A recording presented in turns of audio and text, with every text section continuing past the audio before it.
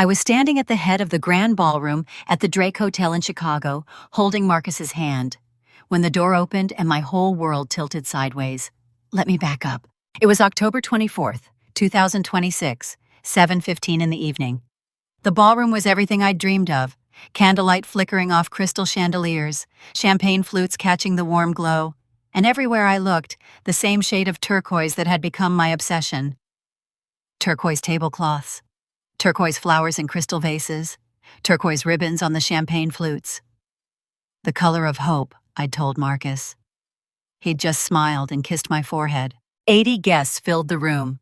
My colleagues from Lurie Children's Hospital, Marcus's architecture firm partners, his family from Boston, my friends from grad school, 6 members from St. Mark's Episcopal Church, the ones who actually believed in me. Everyone was dressed in their finest, laughing, toasting, celebrating the fact that in exactly 14 days, I was supposed to become Natalie Webb. But I wasn't thinking about the wedding. I was thinking about table 12. It sat in the corner near the kitchen exit, deliberately placed, strategically ignored. I'd revised the seating chart 30 times. 30. And every single time, I moved my parents farther away from me. Table 6, table 9, table 11, table 12. Near the exit, so they could leave quickly if they wanted to, so I could escape quickly if I needed to. Marcus squeezed my hand and leaned in close. You ready for this? I wasn't. I hadn't slept the night before. I'd lain awake in our apartment in Lincoln Park, staring at the ceiling, going over every possible scenario in my head. What if they made a scene? What if they tried to take Ella away? What if I couldn't protect her? I don't think I'll ever be ready, I whispered back. He squeezed my hand again. That was Marcus, steady, solid, the calm in every storm. He'd been that way since the day we met at the Art Institute, when I was 17 and he was 19. He was sketching building designs on a bench near the Impressionist wing. I was supposed to be studying for my SATs. Instead, I asked him what he was drawing. A house, he said. Someday project. I didn't know then that someday would be us. But back to that night. Back to the grand ballroom. Around 7:20, I caught movement near the main entrance. My mother, Eleanor, glided through the doors in a black cocktail dress and her signature pearls.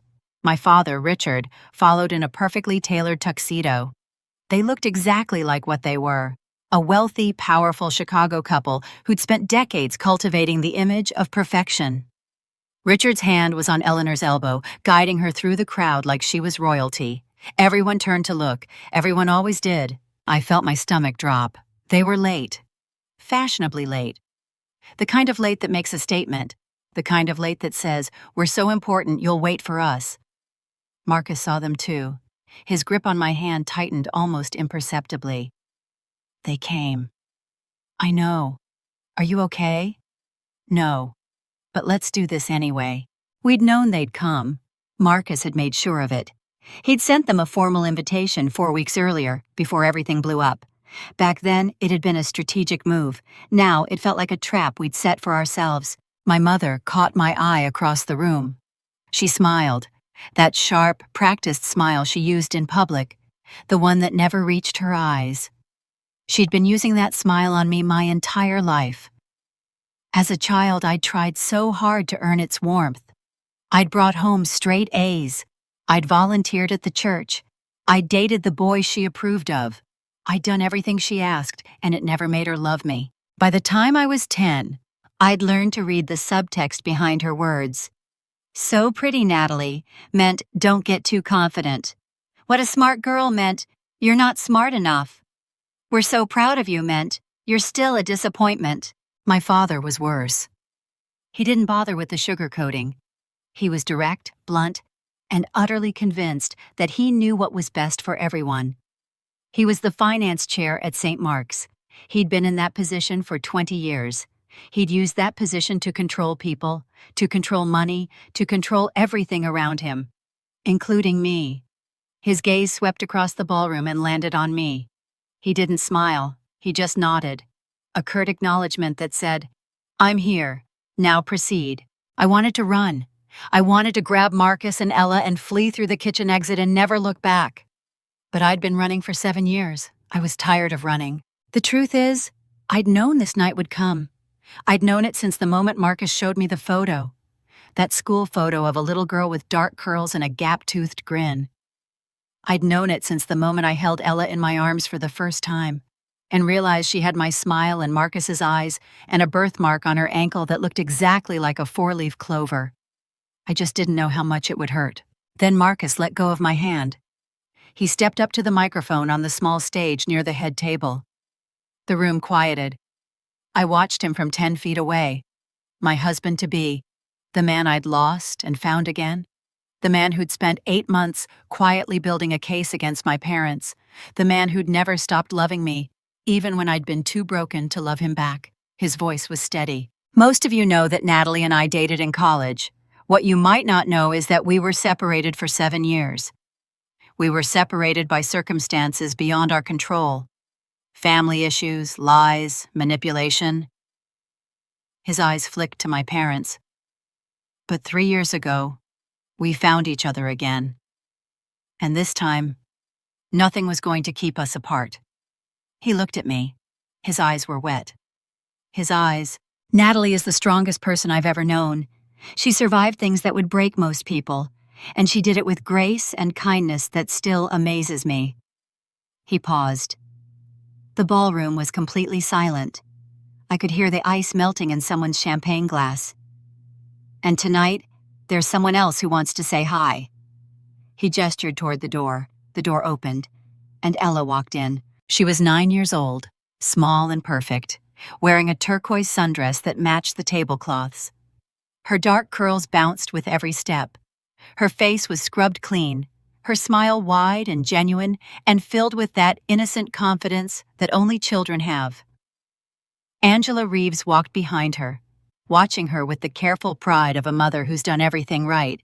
Ella spotted me immediately. Her smile grew even wider. I couldn't breathe. I couldn't move. I couldn't do anything except stand there and stare at this beautiful little girl who had my laugh and Marcus's eyes and a birthmark on her ankle that I'd kissed with my own lips for 90 seconds, 7 years ago. The room was frozen. No one moved.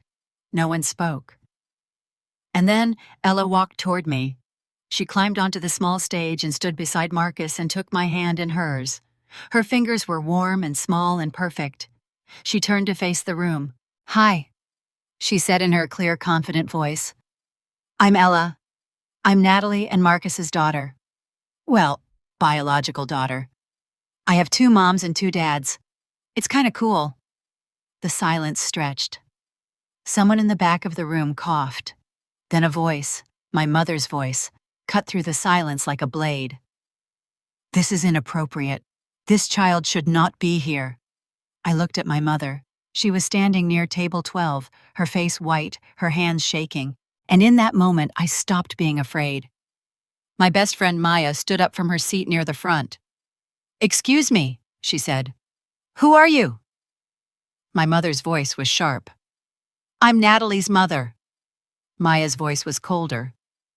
"The same mother who forced a 19-year-old to give up her baby? That mother?" My mother's face went from white to red, and I realized I wasn't the one who'd be explaining myself tonight. My mother was. I squeezed Ella's hand and whispered, "Thank you for coming." She squeezed back. "Of course, Mom Natalie. I promised, remember?" And I knew in that moment that everything I'd been through, the years of grief, the years of silence, the years of wondering if I'd ever deserve happiness, had led me exactly here. To this ballroom, to this little girl, to this moment where the truth would finally be told. Let me take you back to June 15th, 2025. It was a warm night in Chicago, the kind where the lake reflects the city lights and the air smells like summer and possibility. Marcus had said we were having dinner at his penthouse, but when I walked onto the rooftop, I knew something was different. There were lanterns everywhere, glass jars with flickering candles, arranged in a path that led to the edge of the roof. The city sprawled out below us, glittering and alive. Lake Michigan stretched into darkness like a sheet of polished glass. And Marcus was standing at the end of that path, holding a small velvet box. He didn't get down on one knee right away. Instead, he looked at me for a long moment, and I could see the weight of everything we'd been through in his eyes, the years apart, the silence, the loss. "I lost 7 years with you," he said. "I refuse to lose another day." Then he knelt. I said yes before he finished the sentence. The ring was his grandmother's, a vintage emerald set in gold. She'd died when he was 14, and he told me once that she was the only person in his family who truly believed in him. He'd saved that ring for 13 years, waiting for the right person. "I'm building a family heirloom for the family we're building," he said. I cried. I couldn't help it. But here's the thing about that night. I didn't tell him everything. I was so happy, so overwhelmed with joy, that I pushed the secrets down. I pushed them down because I wanted to believe that the past could stay buried. I wanted to believe that I could move forward without looking back. That was my first mistake. I met Marcus Webb in the fall of 2015. I was 17, a junior at St. Catherine's Academy. He was 19, already a sophomore at the University of Chicago studying architecture. We met at the Art Institute of Chicago. I was there with my AP Art History class, supposed to be sketching for an assignment. Marcus was sitting on a bench near the Impressionist wing, hunched over a sketchbook, drawing something with intense concentration. I walked past him 3 times before I worked up the courage to ask what he was drawing. He looked up at me, and I remember thinking he had the kindest eyes I'd ever seen. They were greenish-brown and warm and a little bit tired, like he hadn't slept well. "A house," he said, turning the sketchbook toward me. "Someday project." It was beautiful, a 2-story home with a wraparound porch, huge windows, and oak trees shading the front yard. He'd drawn it in pencil, but I could see the vision behind it: a home, a family, a future. "College assignment?" I asked. "No, someday, when I have a family." I didn't know then that someday would be us. He gave me that sketch on my 18th birthday. I'd carried it everywhere for months, folded in my pocket, tucked into my textbooks, pressed between the pages of my journal. I still have it.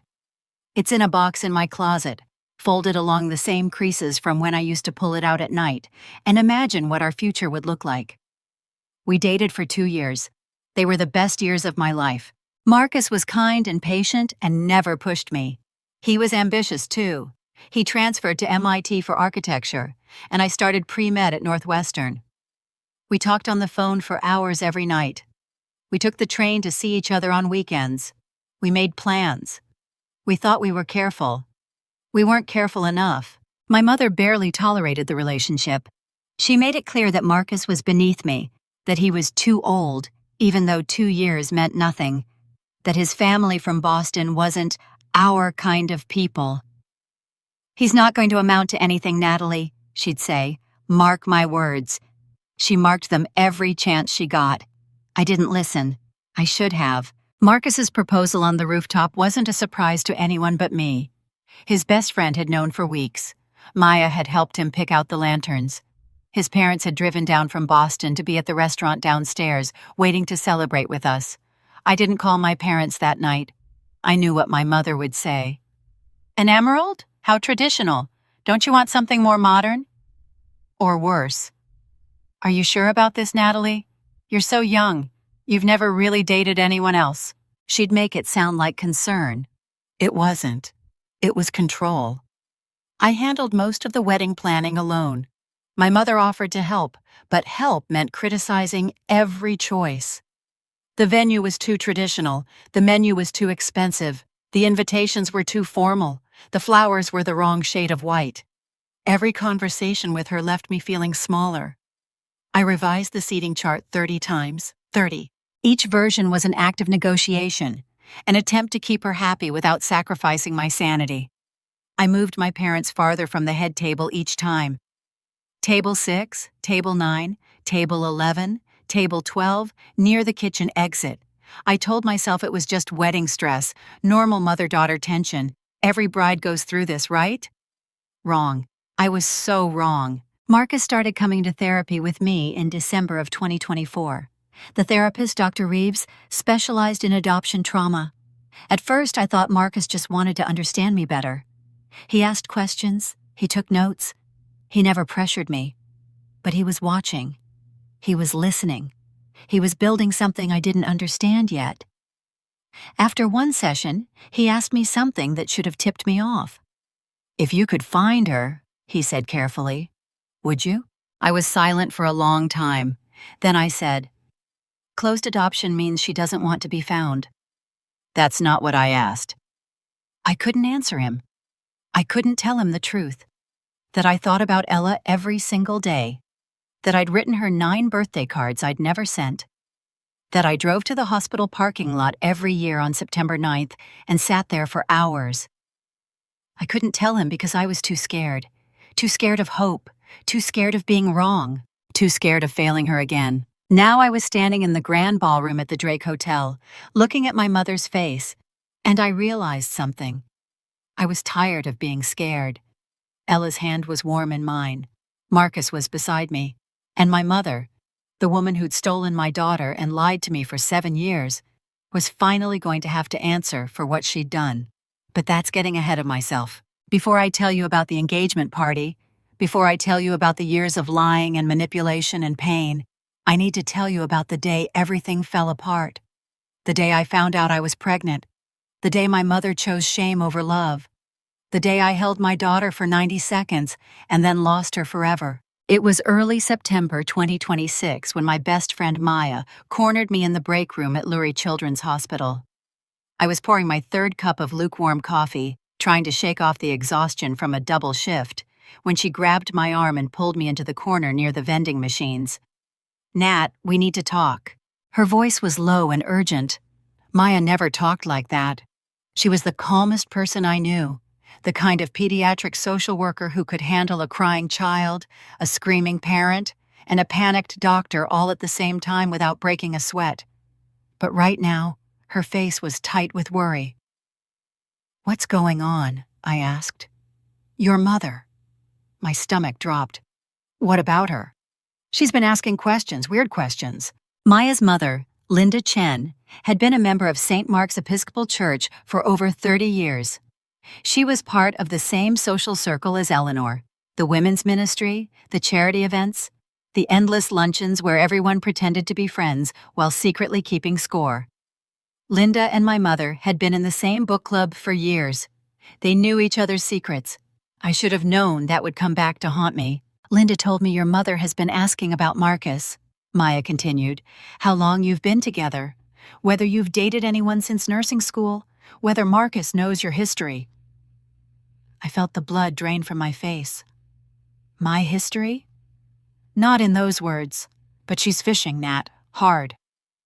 I stared at the coffee in my hand. It had gone cold. I didn't care. "Does she know about Ella?" I asked. "Does she know?" "She doesn't know anything specific, but she's suspicious. Linda said Eleanor has been asking about your college years and whether you've moved on from whatever happened back then." I set the coffee down on the counter. My hands were shaking. I shoved them into the pockets of my scrubs. "There's nothing to find," I said. "Closed adoption means closed. No one knows where Ella is, not even me." Maya didn't look convinced. "Maybe you should tell your mother before she finds out another way." "There's no other way," I insisted. "The adoption records are sealed. The agency won't release any information to anyone. Ella could be anywhere. Another state, another country. I have no idea. That's the whole point of a closed adoption. I gave up my rights." I said it like I believed it. I'd been saying it for years, to Maya, to my therapist, to myself. Closed adoption means closed. No one knows where Ella is. Not even me. I was wrong. I just didn't know it yet. 2 days later, my phone buzzed with a call I'd been dreading. "Natalie, darling." My mother's voice was smooth as honey on the phone, sugar-coated and sharp underneath, like a knife wrapped in silk. "We need to talk about the wedding." I was in my apartment in Lincoln Park, standing in the kitchen with the fridge door open, staring at nothing. I knew this call was coming. I'd been bracing for it for weeks. "There's so much to discuss," she continued. The flowers, the seating, the menu, and about Benjamin. Marcus, I corrected her automatically. His name is Marcus. Marcus, yes. Such an unusual name, don't you think? Very modern, not at all traditional. She said modern, like it was a curse word. We barely know him, sweetheart. It all happened so fast. We just want to make sure you're making the right decision. Translation: we don't approve. We never approved. We're going to make you pay for not listening to us. Your father and I would like you both to come for dinner, Saturday, 7 o'clock. I'm making beef Wellington. It wasn't a request. It was a command wrapped in pleasantries. I almost said no. I almost said, we can't make it. We're busy. Maybe another time. But I knew what would happen if I refused. The guilt trips, the passive-aggressive comments, the weeks of cold silence followed by accusations that I was pushing them away and not being a good daughter. So I said yes. When I hung up, I stood in the kitchen for a long time, gripping the edge of the counter so hard my knuckles turned white. I could feel the trap closing around me. I just couldn't see where the jaws would snap. Marcus came home from the grocery store an hour later. He took one look at my face and dropped the bags on the counter. What happened? My mother called. She invited us to dinner. He didn't flinch. He just put his hand on my shoulder and said, "We'll go together." I looked up at him. "You don't understand. She's going to—" "I understand perfectly," he said. "She's going to try to tear us apart, and she's going to fail." That night, I lay awake for hours. The apartment was dark and quiet. Marcus was asleep beside me, his breathing slow and even. But I couldn't sleep. I kept thinking about my mother's voice on the phone. The way she'd said your history like it was something shameful. The way she'd made it sound like she already knew something, but she couldn't know, right? Closed adoption means closed. I'd said that so many times I'd almost convinced myself it was true. Almost. But late at night, when the lights were off and the silence pressed in around me, I couldn't stop wondering. What if she did know? What if she'd always known? I thought about the box in my closet, the 9 birthday cards I'd never sent. September 9th was coming up soon. Ella would be 9 years old, and I'd be in my car, driving to the hospital parking lot, sitting in the same spot where my parents had parked on the night she was born. I'd count the years. I'd whisper, "Happy birthday, wherever you are," and I'd come home and pretend I'd never left. But now my mother was asking questions. Now she was circling. Now she was getting closer to the truth I'd buried so deep, I'd almost convinced myself it didn't exist. I rolled over and looked at Marcus. His face was peaceful in the moonlight. He didn't know about Ella. He didn't know about the adoption. He didn't know about any of it. I told myself I'd tell him eventually, when the time was right, when I was ready, but I'd been telling myself that for years. Saturday came faster than I expected. I spent the day in a daze, going through the motions of wedding planning, calling the florist, confirming the caterer, sending out last-minute invitations. But my mind was somewhere else entirely. Marcus came home early, looking sharp in a navy suit. He always cleaned up well. That was one of the things I loved about him. He never looked like he was trying too hard. "You ready?" he asked. "No." "Me neither." He kissed my forehead. "Let's go." We drove to my parents' house in Winnetka in silence. The neighborhood was one of those wealthy Chicago suburbs where every house looked like it belonged in a magazine. Perfect lawns, perfect hedges, perfect families. The irony wasn't lost on me. My parents' house was a sprawling Georgian colonial with columns in front and a driveway long enough to hold a dozen cars. It had been my childhood home, and I'd hated every minute I'd spent inside it. My mother greeted us at the door in a silk blouse and her signature pearls. She was all smiles, too sweet, too warm, the way she got when she was about to serve someone up on a platter. "Marcus, you look so handsome. Natalie, darling, come in, come in." She kissed my cheek like she meant it. I felt the cold press of her lips and forced myself not to flinch. We walked into the dining room. The table was set with the good china, Wedgwood, white with gold rims, crystal glasses, silver silverware. The beef Wellington was waiting in the center of the table, perfectly browned and surrounded by roasted vegetables. 4 place settings.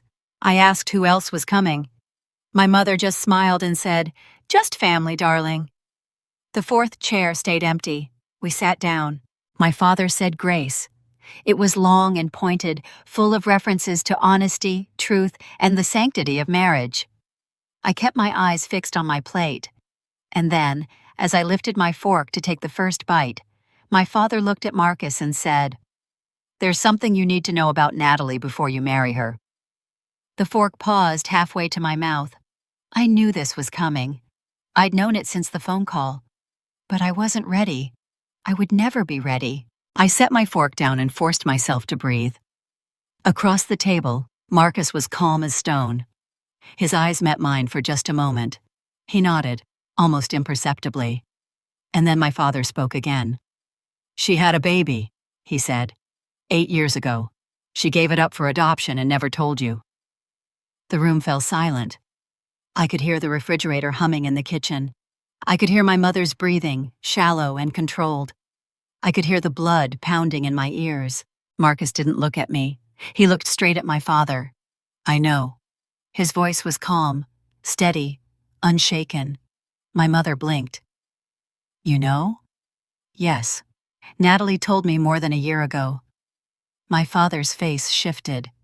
He recovered quickly, leaning forward with a sharp smile. "Did she tell you she has no idea who the father is?" he asked. "Did she tell you that she was running around with multiple men after you broke up? That the pregnancy could have been anyone's?" I started to stand. "That's not—" My mother cut me off. "Sit down, Natalie. The adults are talking." I sat. I hated myself for it. I hated the way my body obeyed her even now, even after everything she'd done. I hated the way my hands were trembling under the table, and the way I couldn't stop them, no matter how hard I tried. Marcus reached over and covered my hand with his. His touch was warm and steady. My father leaned forward. "She tried to trap some other man with that bastard baby. When he refused to marry her, she gave it away like garbage." And then Marcus spoke. He set his fork down very deliberately. He looked my father in the eye, and he said, "Actually, I know exactly who the father is." He paused. "Your daughter isn't a liar. You are." I was 18 years old when I found out I was pregnant. It was December 2016, finals week at Northwestern. I was in my dorm room, staring at the ceiling, trying to convince myself I was just stressed. That's why I was late. That's why I felt sick every morning. That's why my body felt wrong. But I knew the truth. I walked to the drugstore at midnight, bought a test, and took it alone in the bathroom. 2 lines, pink and unmistakable. I stared at it for 20 minutes. I should have called Marcus first. I should have told him right away, before I did anything else. But I was scared. I was scared of his reaction. I was scared of the future. I was scared and stupid, and I thought my mother would help me figure out what to do. I drove home that weekend. I sat her down in the living room, with its perfect furniture and perfect flowers and perfect silence, and I told her I was crying. "Mom, I'm pregnant. I don't know what to do." She didn't hug me. She didn't ask if I was okay. She just looked at me with that cold, calculating gaze she'd perfected over decades of being a Hartwell, and she said very quietly, "You're going to fix this quietly." I knew what she meant. I'm not getting an abortion. Her face didn't change. She didn't blink. She just said, "Then we'll handle it another way." That's when everything changed. That's when they took control. January 2017. I was 2 months along when my parents pulled me out of Northwestern. They told the school I was taking a medical leave for health issues. They never told anyone the real reason. I spent the next 8 months locked in their house in Winnetka. Technically, I was being homeschooled. Actually, I was just sitting in my childhood bedroom, feeling her move inside me, trying to imagine a way out that didn't exist. They cut off all contact with Marcus. They used my email to send him a breakup message that I didn't write. He called. My father answered. He told Marcus I didn't want to talk to him, that I needed space. Marcus tried for 2 weeks. Then he stopped. I wanted to run every single day. I planned it. I packed a bag once, hid it under my bed. But I was 18 years old, pregnant, and I had no money and nowhere to go. My father made it clear. If I contacted Marcus, they would cut me off entirely. No college, no car, no phone, nothing. So I stayed. And I let them plan my daughter's disappearance. September 9th, 2017. 2:17 a.m. Northwestern Memorial Hospital. Labor took 14 hours. My mother and father were there the whole time. They didn't hold my hand. They didn't tell me I was doing a good job. They just watched like spectators at an event they'd arranged. The adoption social worker was there too. A woman in a charcoal suit with a clipboard and a sympathetic smile that never reached her eyes. She spoke to me like I was a problem to be solved. "Just breathe through it," she said. "Almost done. Done." As if giving birth was the end of something. As if the real pain hadn't even started. I gave birth to a baby girl at 4:47 p.m. on September 10th. 7 pounds, 2 ounces. Dark hair. Perfect in every way. "Can I hold her?" I asked. My mother shook her head. "It's better if you don't. Clean break." The social worker nodded. "It's easier this way," I begged. "Please, just once. Just for a minute." They ignored me. But there was a nurse in the room, young, maybe 26. She looked at me, then at the baby, then back at me. I could see something in her eyes. Recognition, maybe. Pity. Or maybe just the memory of another young mother who'd been told to let go. "I can give you a couple minutes," she said. She placed my daughter on my chest. 90 seconds. That's all I got. I tried to memorize everything. The weight of her. The warmth of her skin against mine. The tiny birthmark on her right ankle, shaped like a 4-leaf clover. The way her fingers curled around my thumb. I whispered, "I'm so sorry." Then my mother said, "That's enough." The nurse took her away. I was sobbing. I couldn't stop. I couldn't breathe. I couldn't think about anything except the empty space where she'd been. "What's her name?" I screamed. "Please just tell me her name." The social worker said, "The adoptive family will name her." I begged. I pleaded. They gave me something to help me sleep. I was so broken I said yes. When I woke up 6 hours later, she was already gone. In someone else's arms. Someone else's home. Someone else's name. I never even got to say goodbye. September 11th, 2017. I signed the relinquishment papers. Closed adoption. No contact. No information. No updates. Ever. My mother stood over me while I signed. "You'll thank us when you're older," she said. I went home and locked myself in my room for 3 weeks. Depression hit me like a freight train.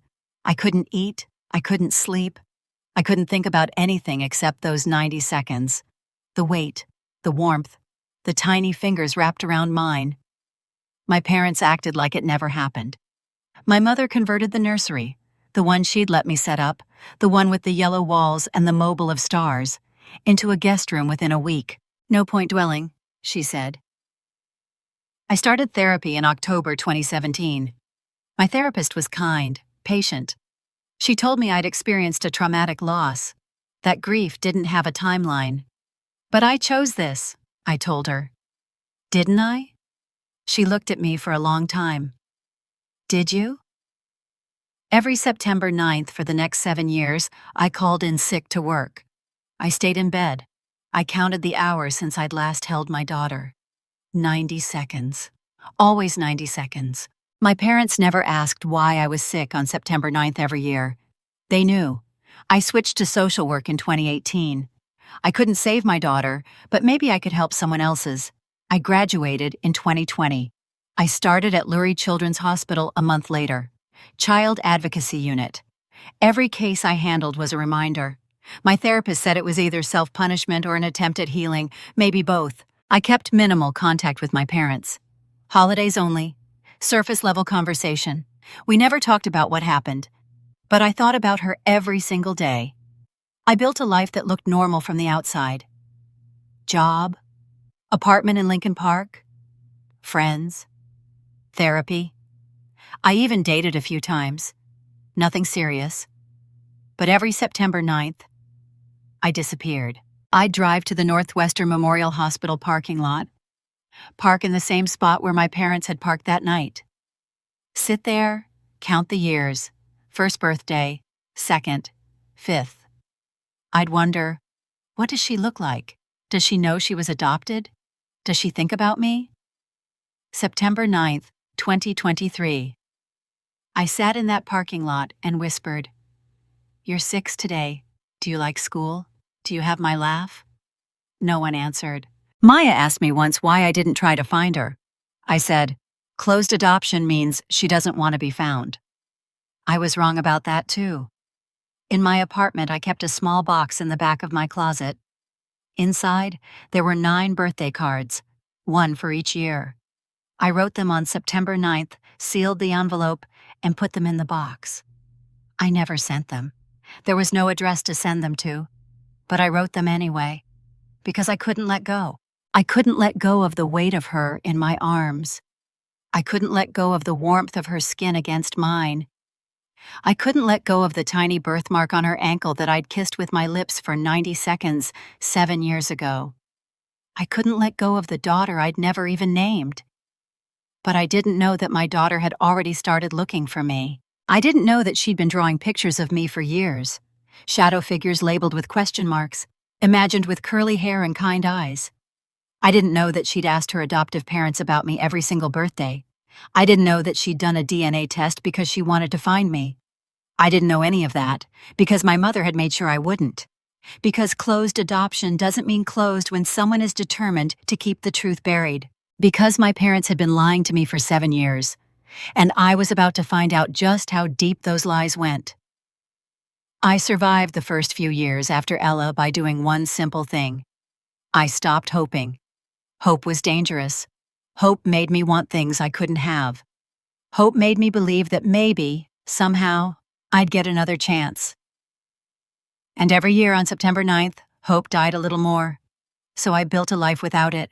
In 2018, I switched to social work at the University of Chicago. I couldn't save my daughter, but maybe I could help other families stay together. I graduated in May 2020 with my MSW and started at Lurie Children's Hospital a month later in the Child Advocacy Unit. Every case I handled was a reminder of what I'd lost. But it was also a purpose. I kept minimal contact with my parents, holidays only, surface-level conversation. They never asked about my work. They never asked about my life. They never asked about anything that mattered. And I never told them about the box in my closet, the 9 birthday cards I'd written but never sent. I dated a few times. Nothing serious. Every relationship felt like I was going through the motions, pretending to be someone I wasn't. The real Natalie, the one who'd held her daughter for 90 seconds and lost her forever. She was buried somewhere deep. I thought I'd never find her again. I thought I'd spend the rest of my life running from the truth. Then Marcus walked back into my life. It was August 22nd, 2024. I was facilitating a support group session on the 4th floor of Lurie Children's. Parents of children with chronic illnesses, all of them exhausted and scared and trying to hold it together. I'd been doing this work for 4 years, and I still cried in my car after every session. But that day, I didn't even make it to my car. An administrator walked into the room with an architect. They were measuring the space for a new expansion, a family support wing that had been in the works for years. The administrator was explaining the project, but I wasn't listening. Because the architect turned around, and I saw him. Marcus, 7 years. He looked older, sharper, more serious. But it was him. The same kind eyes, the same quiet confidence, the same way of holding himself like he was ready for anything. He saw me too. The administrator said, "Natalie Hartwell, this is Marcus Webb from Webb Architects. Marcus, this is Natalie, our lead child advocate." Marcus said, "Actually, we know each other." Time stopped. The room faded. It was just the two of us, standing there with 7 years of silence between us. "Can we talk?" he asked. "Please?" I nodded. I couldn't speak. We sat in the hospital cafeteria for 3 hours. 2 coffees went cold on the table between us. Neither of us touched them. "I never stopped thinking about you," Marcus said. "I never understood why you left." I told him the truth, most of it. I told him my parents had forced us apart. I told him I'd been pregnant when they separated us. I told him I'd had a daughter in September 2017 and given her up for adoption. But I didn't tell him the part that mattered most. I didn't tell him that she might have been his, because I didn't know. I genuinely believed that the baby was someone else's. The timeline was close. We'd broken up in January 2017. I thought maybe I'd gotten pregnant right after we split, with someone else in my grief. It didn't make sense. But trauma doesn't make sense. I was wrong. I just didn't know it yet. Marcus listened to everything I said without interrupting. His face was unreadable. When I finished, he reached across the table and took my hand. "I'm sorry," he said. "I'm sorry I wasn't there." "You couldn't have been," I told him. "My parents made sure of that." "I should have tried harder." "You did. You called. My father answered. He told you I didn't want to talk to you." Marcus's jaw tightened. "I tried for 2 weeks, then I stopped. I thought, I know what you thought. I know what they told you." He was quiet for a long time. Then he said, "I'm not going to let anyone keep us apart again." We started dating again in September 2024. Slow, careful, both of us wounded in different ways. Marcus asked about my daughter often. "Do you know where she is?" "Closed adoption. I have no information." "Would you want to find her?" "Every single day. But I don't have the right." He accepted that answer, but I could see the wheels turning behind his eyes. He was figuring something out. In December 2024, Marcus started coming to therapy with me.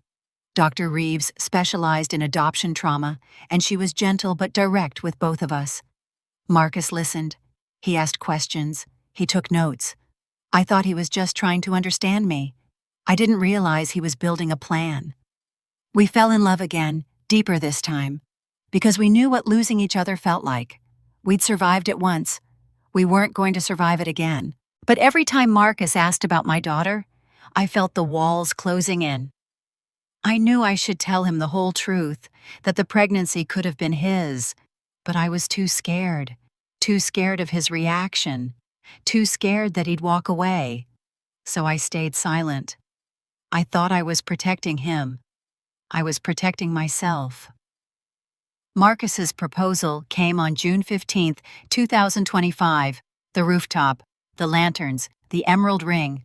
I said yes before he finished the sentence. But that night, after the celebration, I sat him down in his apartment and told him something I should have told him a long time ago. There's something else. About the pregnancy. The timing. He waited. I got pregnant right around when we broke up, December 2016. And I've always assumed it was someone after you. A rebound. I was so messed up I don't even remember clearly. I should have told you before you proposed. Marcus went quiet for a long time.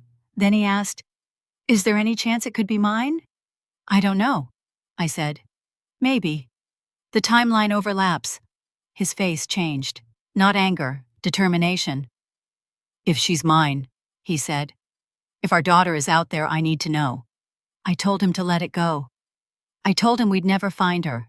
I told him it was better not to hope. He didn't listen. 3 weeks later, Marcus ordered an Ancestry DNA kit. He told me it was for ancestry research. He wanted to know if he was actually Irish, like his dad claimed. I didn't think much of it. He took the test in July 2025. The results came back in August. Standard European heritage breakdown, Scandinavian, British, some German. No close family matches. Marcus stared at the screen for a long time. "Nothing," he said. I said, "I told you. She's probably not even in the system." He nodded, but I could see the disappointment in his eyes. What I didn't know was that DNA databases update constantly. When new people join, they're matched against everyone already in the system, and 6 months later, everything changed. But that's getting ahead of myself. Right now, I want to go back to those early months of our reunion. Those months when we were learning each other again, when we were building something new out of the wreckage of what we'd lost. I remember sitting in Dr. Reeves's office, watching Marcus take notes. He'd write down everything, dates, names, details I'd mentioned in passing. I thought he was just organized. I didn't know he was already building a case. I didn't know he was preparing for a war I didn't even know was coming. I didn't know that the man I loved was about to do something my parents had sworn was impossible. He was going to find our daughter. He was going to bring her back to me. And I was going to have to face everything I'd buried. But that's the thing about buried truths. They always find a way to surface. And mine was about to surface in ways I never could have imagined. I should have told Marcus the truth before he proposed. I should have told him that I didn't know who the father was. I should have told him that there was a chance, even a small one, that the baby was his. But I was scared. I was scared of what he'd think of me. Scared that he'd walk away. Scared that he'd look at me the way my mother always had. Like I was damaged goods. Like I'd made choices that couldn't be undone. So I kept quiet. And then he asked me to marry him. We were on the rooftop of his penthouse. The ring was on my finger. The city was glittering below us. Everything was perfect. And I couldn't keep the secret anymore. "There's something else," I said, "about the pregnancy, the timing." Marcus's face didn't change. He just waited. "I got pregnant right around when we broke up, December 2016, and I've always assumed it was someone after you, a rebound. I was so messed up I don't even remember clearly. I should have told you before you proposed." He was quiet for a long time. Then he asked, "Is there any chance it could be mine?" "I don't know. Maybe. The timeline overlaps." He didn't get angry. He didn't accuse me of hiding things. He just nodded and said, "If she's mine, if our daughter is out there, I need to know." I told him to let it go. I told him we'd never find her. I told him it was better not to hope. He didn't listen. 3 weeks later, Marcus ordered an Ancestry DNA kit. He told me it was for ancestry research. He wanted to know if he was actually Irish, like his dad always claimed. I didn't think much of it. He took the test in July 2025. It was just a quick swab of his cheek, a little tube, and then we waited. The results came back in August. Standard European heritage breakdown. Scandinavian, British, some German. No close family matches. Marcus stared at the screen for a long time. "Nothing," he said. I said, "I told you, she's probably not even in the system." He nodded, but I could see the disappointment in his eyes. What I didn't know was that DNA databases update constantly. When new people join, they're matched against everyone already in the system. And 6 months later, everything changed. September 2025. A couple in suburban Philadelphia, Dr. Angela Reeves and David Reeves, were having a conversation about their 8-year-old daughter. Angela was an anesthesiologist at a hospital in the city. David was a history professor at a nearby college. They'd adopted their daughter as a newborn and had always been open with her about it. At her annual checkup, the doctor asked about family medical history. Angela said, "Unknown, she's adopted." The doctor suggested genetic testing. It might help us identify any predispositions we should know about. That evening, Angela mentioned it to David. The doctor asked about cardiac history again. "I hate saying unknown." David said, "What about one of those DNA tests? Ancestry, DNA, or 23andMe? Worst case, we learn her ancestry. Best case, we get some medical data." They ordered the kit in late August. Ella, that was her name, thought it was fun. She'd seen commercials for the tests and thought they were like a science experiment. She spat in the tube, mailed it off, and forgot about it. On October 15th, 2025, the results came back. The system immediately flagged a match, a close family match, Benjamin Foster, relationship, possible father. Angela and David stared at the screen. The name meant nothing to them, but the age, 31, and the location, Massachusetts, matched the timeline. They realized this might be Ella's biological father. At the exact same time, on the other side of the country, Marcus's phone buzzed with an email. "You have a new close family match."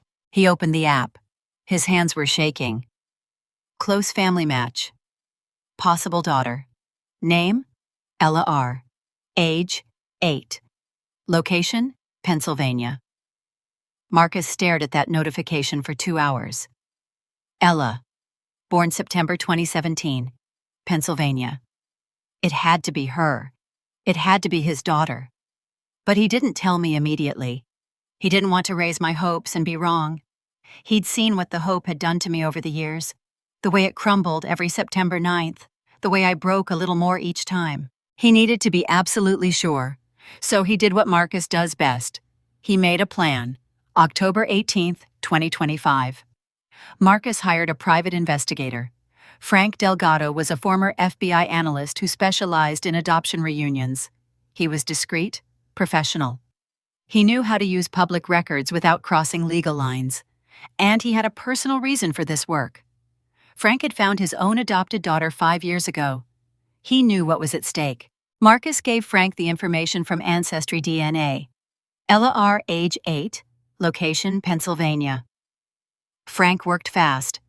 Property records in Philadelphia showed a Dr. Angela Reeves, age 42, and David Reeves, age 45, with a dependent child, female, age 8. School enrollment records in Pennsylvania are public. Cross-reference the address. Ella Reeves, 3rd grade, Bryn Mawr Elementary School. The school website had class photos posted from the previous year. 2nd grade. Front row, 3rd from the left, purple shirt, dark curls, gap-toothed smile. Frank sent the report, 27 pages. The photo was on page 1. Marcus told me later that he stared at that photo for an hour. A little girl with my smile in his eyes. He knew beyond any doubt that she was ours. The question was, what now? November 2025. Marcus sat me down in his apartment. Serious face, gentle voice. I found her. I thought he was joking. Found who? He showed me his phone. The Ancestry DNA match, the PI report, the photo. I collapsed. I don't remember the next hour clearly. I know I cried. I know Marcus held me. I know I kept saying, how? How is this possible? Marcus explained everything. The DNA test, the match, the investigation, the adoption agency records showing that my parents had blocked communication, the years of silence that could have been different. And then he said something that broke me all over again. Natalie, the match says I'm her father, not someone else. Me. I'd spent 7 years believing I'd never know who my daughter was. I'd spent 7 years thinking I'd never see her again. I'd spent 7 years carrying the weight of that loss alone. And now I knew. Marcus was her father, the man I loved, the man who would have fought for us if he'd known the truth. I'm sorry, I said. I'm so sorry. I should have told you. I should have. He pulled me into his arms. You didn't know. None of this was your fault. But it was. Some of it was. I'd been too scared to tell him. I'd been too scared to hope. I'd been too scared to fight for the one thing that mattered most. That was going to change. December 2025. Marcus hired a family law attorney, Patricia Chen, a specialist in adoption cases. We weren't trying to take Ella back. That's not how it works. We were trying to establish contact, to see if the adoptive family would be open to communication. Pennsylvania law allows birth parent contact if the adoptive parents consent. If they refuse, we'd have no legal recourse. Patricia sent a formal letter to Angela and David Reeves. I represent Natalie Hartwell and Marcus Webb, the biological parents of Ella Reeves. My clients recently became aware of their genetic relationship to Ella through DNA testing. They are seeking to establish contact with Ella if the family is open to such communication. This is not a legal challenge to the adoption. This is a request for voluntary reconnection. We waited 3 weeks. No response. I started to accept that maybe closed meant closed. Maybe Angela and David didn't want us in their lives. Maybe Ella didn't want to know us. I was wrong. January 2026. Angela Reeves called Patricia Chen back. Patricia put the call on speakerphone. Marcus and I sat in her office, holding hands, barely breathing. Angela's voice was warm, kind. I got your letter. I want you to know that Michael and I have always wanted Ella to know her birth parents. We tried to maintain contact after the adoption, but we were told the birth mother wanted no contact, a clean break. My blood went cold. Who told you that? The adoption agency. They said they'd reached out on your behalf, but you'd requested no further communication. I never said that. My parents did. Angela continued. Ella asks about her birth mother every year on her birthday. We've told her we'd help her find you when she was ready. We had no idea you were looking too. Marcus and I were both crying. Angela said, We're not threatened by you. Ella is lucky to have so many people who love her. We'd be honored to arrange a meeting. We set it up for February, supervised by a family therapist, 2 hours, the Reeves family home in Philadelphia. Ella was told ahead of time, Your birth parents want to meet you. She said yes, immediately. I was terrified that day. I was terrified that Ella would hate me, that she'd blame me for giving her up, that she'd look at me with the same cold eyes my mother had. But Marcus held my hand and said, Then we'll show her it wasn't your choice. We'll show her everything. I didn't know then that he'd already been preparing for that moment. I didn't know that he'd already built a case against my parents. I didn't know that he'd been documenting everything, every conversation, every threat, every piece of evidence that would prove what they'd done. All I knew was that I was about to meet my daughter for the first time in 7 years. And I was terrified. But I was also hopeful. And hope was something I hadn't felt in a long time. October 18th, 2025. Marcus sat across from Frank Delgado in a quiet coffee shop in Lincoln Park. Frank was a former FBI analyst who'd left the bureau to start his own investigative firm. He was in his late 50s, gray-haired, with the kind of calm, measured demeanor that came from decades of looking at the worst things people could do to each other. But Frank had a personal stake in this case. 5 years ago, he'd found his own adopted daughter. He'd spent 12 years searching, and when he finally found her, she was 19 and about to graduate from college. He'd missed her childhood. He'd missed her first steps, her first words, her first day of school. He wasn't going to let that happen to anyone else. Marcus slid the ancestry DNA results across the table. Close family match, possible daughter. Name, Ella R. Age, 8. Location, Pennsylvania. Frank studied the paper. You're sure about the age? Born September 9th, 2017. That's what the records show. My girlfriend was 18, gave birth to a baby girl that day. Her parents forced a closed adoption. She hasn't seen her daughter since. Frank nodded. And the adoptive parents? I don't know anything about them. That's why I'm here. Frank took the file and said, I'll have something for you in a week. Frank worked fast. He always did. Property records in Philadelphia were public, and they showed a house on Montgomery Avenue in the suburbs. The owners, Dr. Angela Reeves, age 42, anesthesiologist at a local hospital.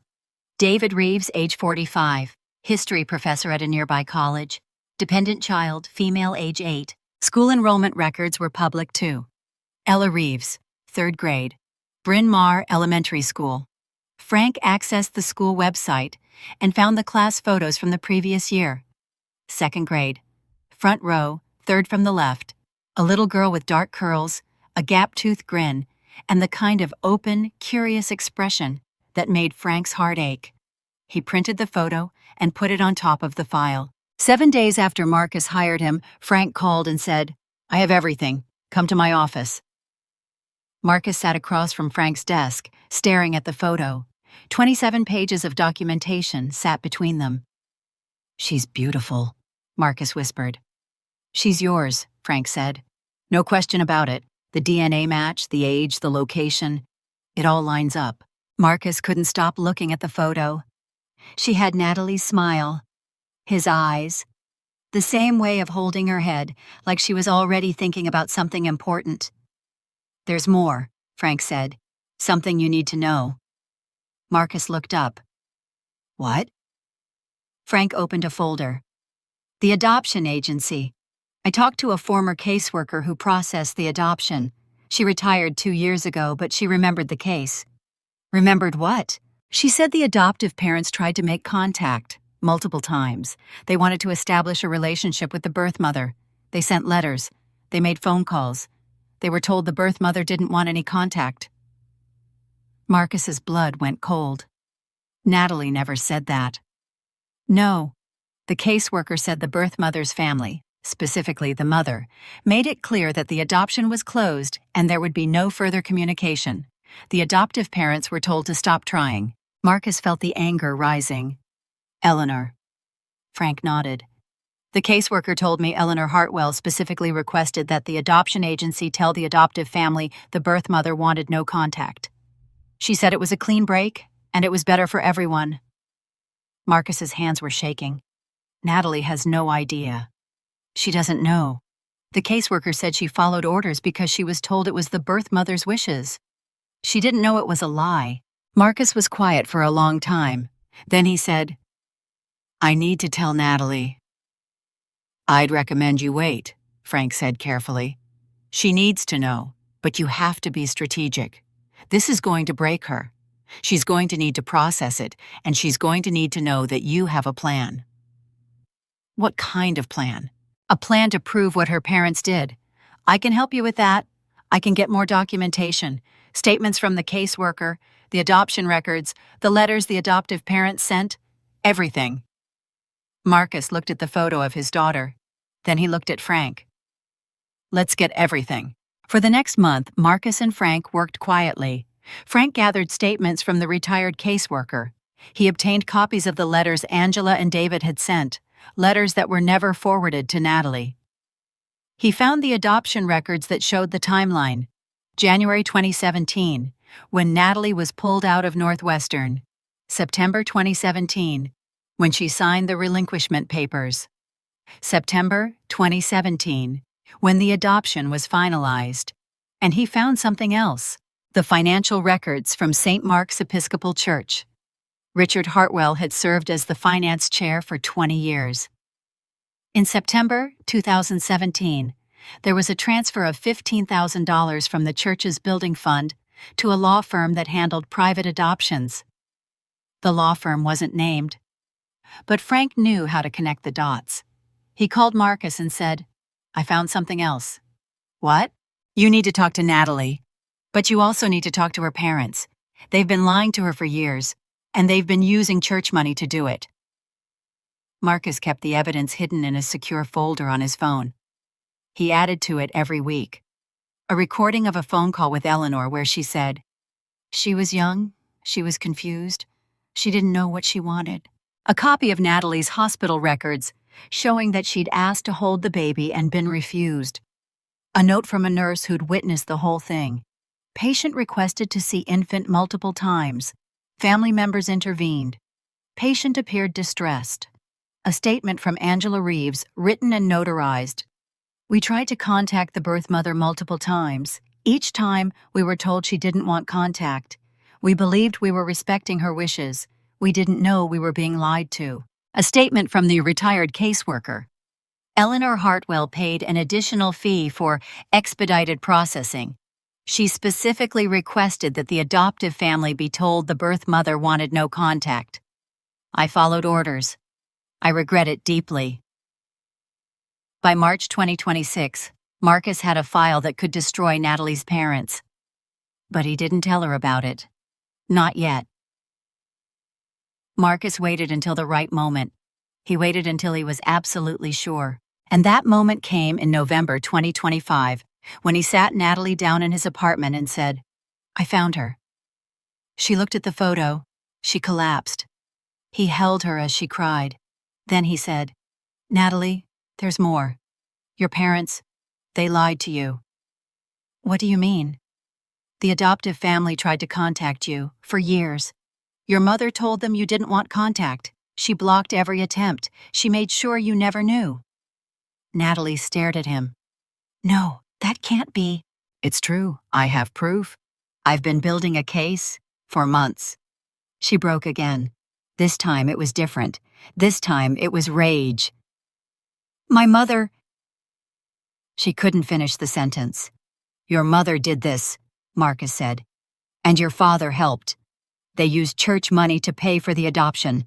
They lied to everyone. They lied to you." Natalie stood up. She was shaking. "I need to see her." "Not yet," Marcus said. "We need to be smart. We need to have everything ready.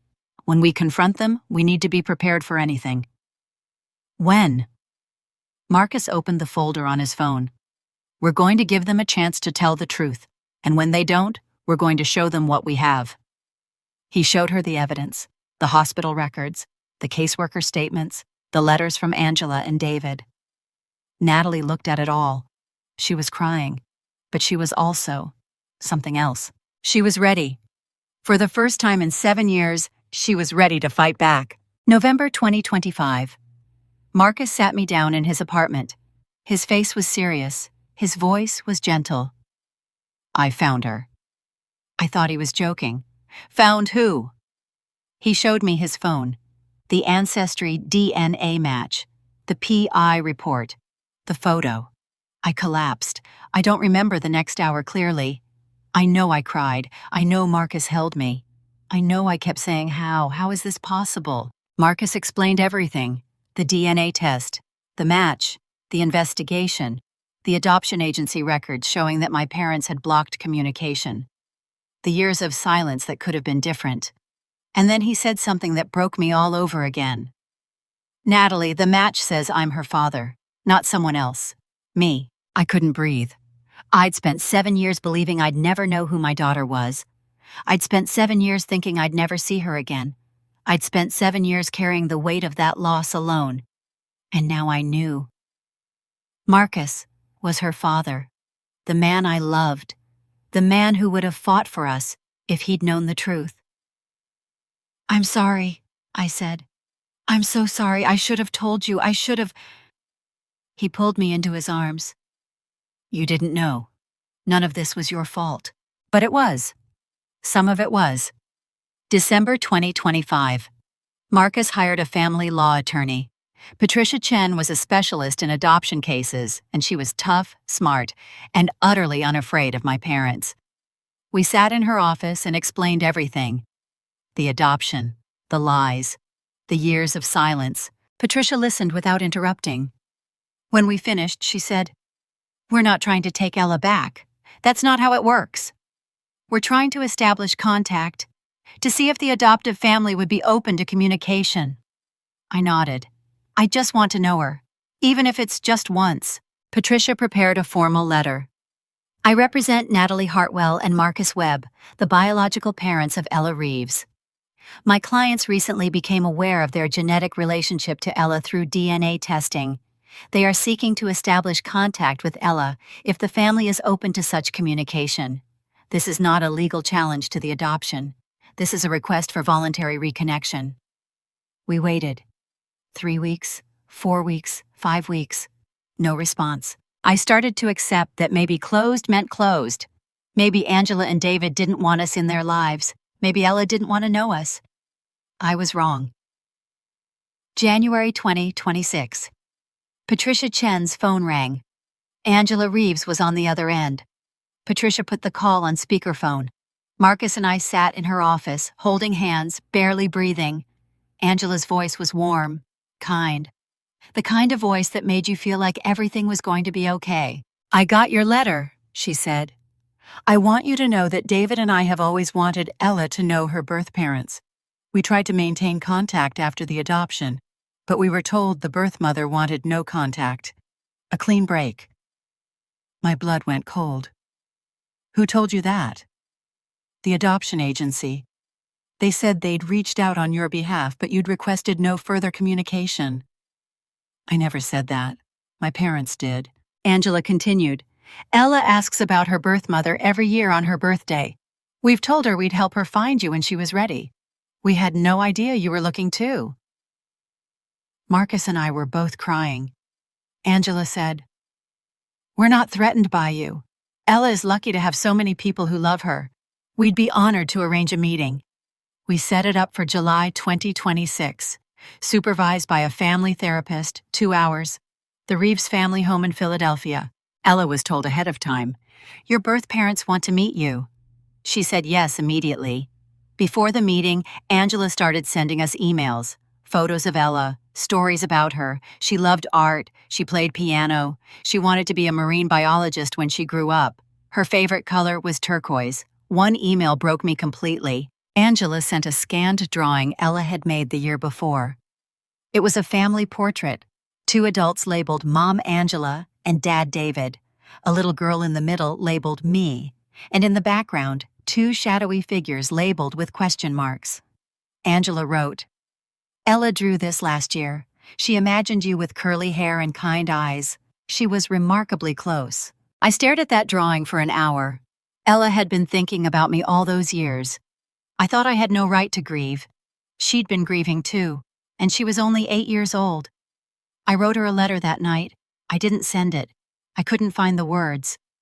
Dear Ella, I don't know if you'll ever read this. I don't know if you'll ever want to meet me. But I want you to know that I never stopped thinking about you. I never stopped loving you.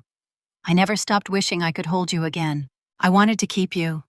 I wanted it more than anything. But I was young and scared, and I let other people make decisions for me. I let them tell me what was best. I let them take you away. I'm sorry. I'm so sorry. If you ever want to meet me, I'll be here. I'll always be here. Love, your birth mother. I put the letter in the box with the birthday cards. 9 cards, 9 years, 9 birthday wishes I'd never sent. But now I had a chance. Now I could meet her. Now I could tell her the truth. July 18th, 2026. The Reeves House in Philadelphia. A Victorian painted sage green with flower boxes in the windows and Ella's artwork taped to the refrigerator. Angela and David greeted us at the door. They looked exactly like their photos. Kind faces, warm handshakes, the kind of people who made you feel welcome immediately. The family therapist, Dr. Miriam Chen, explained the ground rules. Let Ella set the pace. If she wants to hug, great. If not, that's okay too. This is her story as much as yours. Then Ella walked in. She was small for her age, 8 years old, dark curls, wearing a turquoise sundress. She looked at me. I looked at her. I couldn't breathe. She said, Are you Natalie? I nodded. Not Mom, just Natalie. She said, I've been waiting to meet you. She was holding a scrapbook, construction paper, glitter, letters that said, Ella's life, I made this. It's pictures of me growing up, she said, so you can see what you missed. Every page was a punch to the chest. Ella at 6 months, first birthday, first day of kindergarten, piano recital, art show. She narrated each photo, matter of fact, not trying to hurt me, just showing me her life. When she finished, she looked at me and asked, Did you want to keep me? The question broke me. Yes, I said. I wanted to keep you more than anything. But I was 18, and my parents, your biological grandparents, said I couldn't. They said you'd have a better life with another family. So I listened, and I've regretted it every single day since. She processed this. Then she asked, Then why didn't you come find me? Marcus spoke up, because we didn't know how. Until now. Ella looked at both of us. So you're like my original parents? I said, Yes. She said, Cool, can I show you my room? Her bedroom was painted sky blue, stars on the ceiling, piano in the corner, art covering the walls. One drawing caught my eye, the family portrait with the shadow figures. Ella saw me looking. I drew that last year. I didn't know what you looked like, so I just made shadows. But now I can finish it. She pulled out markers. She drew me with curly hair and a warm smile. She drew Marcus tall with a beard, even though he was clean-shaven. She labeled us Natalie and Marcus, not Mom and Dad, just our names. And that was okay. We hadn't earned those titles yet. After Ella went to practice piano in the next room, Angela and David sat down with us. Angela said, We're not threatened by you. Ella is lucky to have 4 parents who love her. David said, We've always believed adoption doesn't mean someone didn't want you. It means more people love you. We agreed on a plan. Weekly video calls, monthly visits, build the relationship slowly. Before we left, Ella made us pinky promise to video call next Saturday. Driving home, I felt lighter than I had in 7 years. We'd found her. She was healthy, happy, loved. We were building something. And then I remembered my parents still had no idea. And our wedding was 3 months away. I didn't sleep that night. I lay in bed with Marcus, staring at the ceiling, replaying every moment of the day. "She's beautiful," I whispered. "She's perfect," Marcus said. "I can't believe she's real. I can't believe she wanted to meet us. She's been waiting for you, just like you've been waiting for her." I was quiet for a long time. Then I said, "My parents can't know. Not yet." Marcus turned to look at me. "When are you going to tell them?" "After the wedding. After everything is done. I can't let them ruin this." Marcus was quiet for a moment. Then he said, "If you want to wait, we'll wait. But we need to be ready. They're going to find out eventually." "How?" "They always find out." His voice was grim. "People like your parents don't let go of control easily." I knew he was right. I just didn't want to admit it. The next few months were a blur of wedding planning and video calls with Ella. Every Saturday, we'd sit in front of my laptop and talk to her about her week. She'd show us her art projects. She'd play piano for us. She'd tell us about her friends and her favorite books, and her dreams of becoming a marine biologist. And every time we said goodbye, I'd cry. I'd cry because I was happy. I'd cry because I was sad. I'd cry because I'd wasted 7 years. But I also cried because I was hopeful. For the first time in a long time, I believed that things might actually work out. I believed that I could have a future. I believed that I could have a family. And I believed that my parents couldn't take that away from me. I was wrong. September 20th, 2026. 4 in the afternoon. Eleanor was driving through Philadelphia to visit a friend. She stopped at a red light, and she saw him, Marcus, walking with a little girl, holding her hand. Eleanor's heart stopped. The girl looked exactly like me at age 8. Dark curls, same confident walk, same way of tilting her head when she laughed. Eleanor followed them. She watched Marcus drop the girl off at a house on Montgomery Avenue. She wrote down the address. She spent the next 48 hours doing research, property records, social media, adoption registries. By Sunday morning, she knew everything. And by Sunday afternoon, she was at my apartment door. After we met Ella, something shifted inside me. The fear that had controlled my life for 7 years started to fade. In its place grew something I hadn't felt in a long time: determination. Marcus saw it too. "You're different," he said one night. "You're not scared anymore." "I'm terrified," I admitted. "But I'm done letting that stop me." That's when we started building the case. March 2026. Marcus sat me down in his apartment and laid out a plan. "We're going to need proof," he said. "Your parents are going to deny everything. They're going to lie. They're going to make us look like the bad guys. We need to be ready for that." I nodded. "What do we do?" "We document everything, every conversation, every threat, every piece of evidence we can find." He pulled out his phone. "I've already started. I recorded the last call with your mother." I stared at him. "You what?" "December 2025. You called her about the wedding. She said, 'He doesn't need to know about the baby. You fixed it. It's better for everyone.'" I recorded it. I didn't know whether to be angry or grateful. "You recorded my mother without telling me?" "I was protecting you, and I needed to, because she's going to deny she ever said that." He played the recording. My mother's voice, cold and dismissive. "He doesn't need to know about the baby. You fixed it. It's better for everyone." I listened to it 3 times. Each time I felt the anger rising. "She really said that," I whispered. "She did, and I have it. That's our first piece of evidence." April 2026.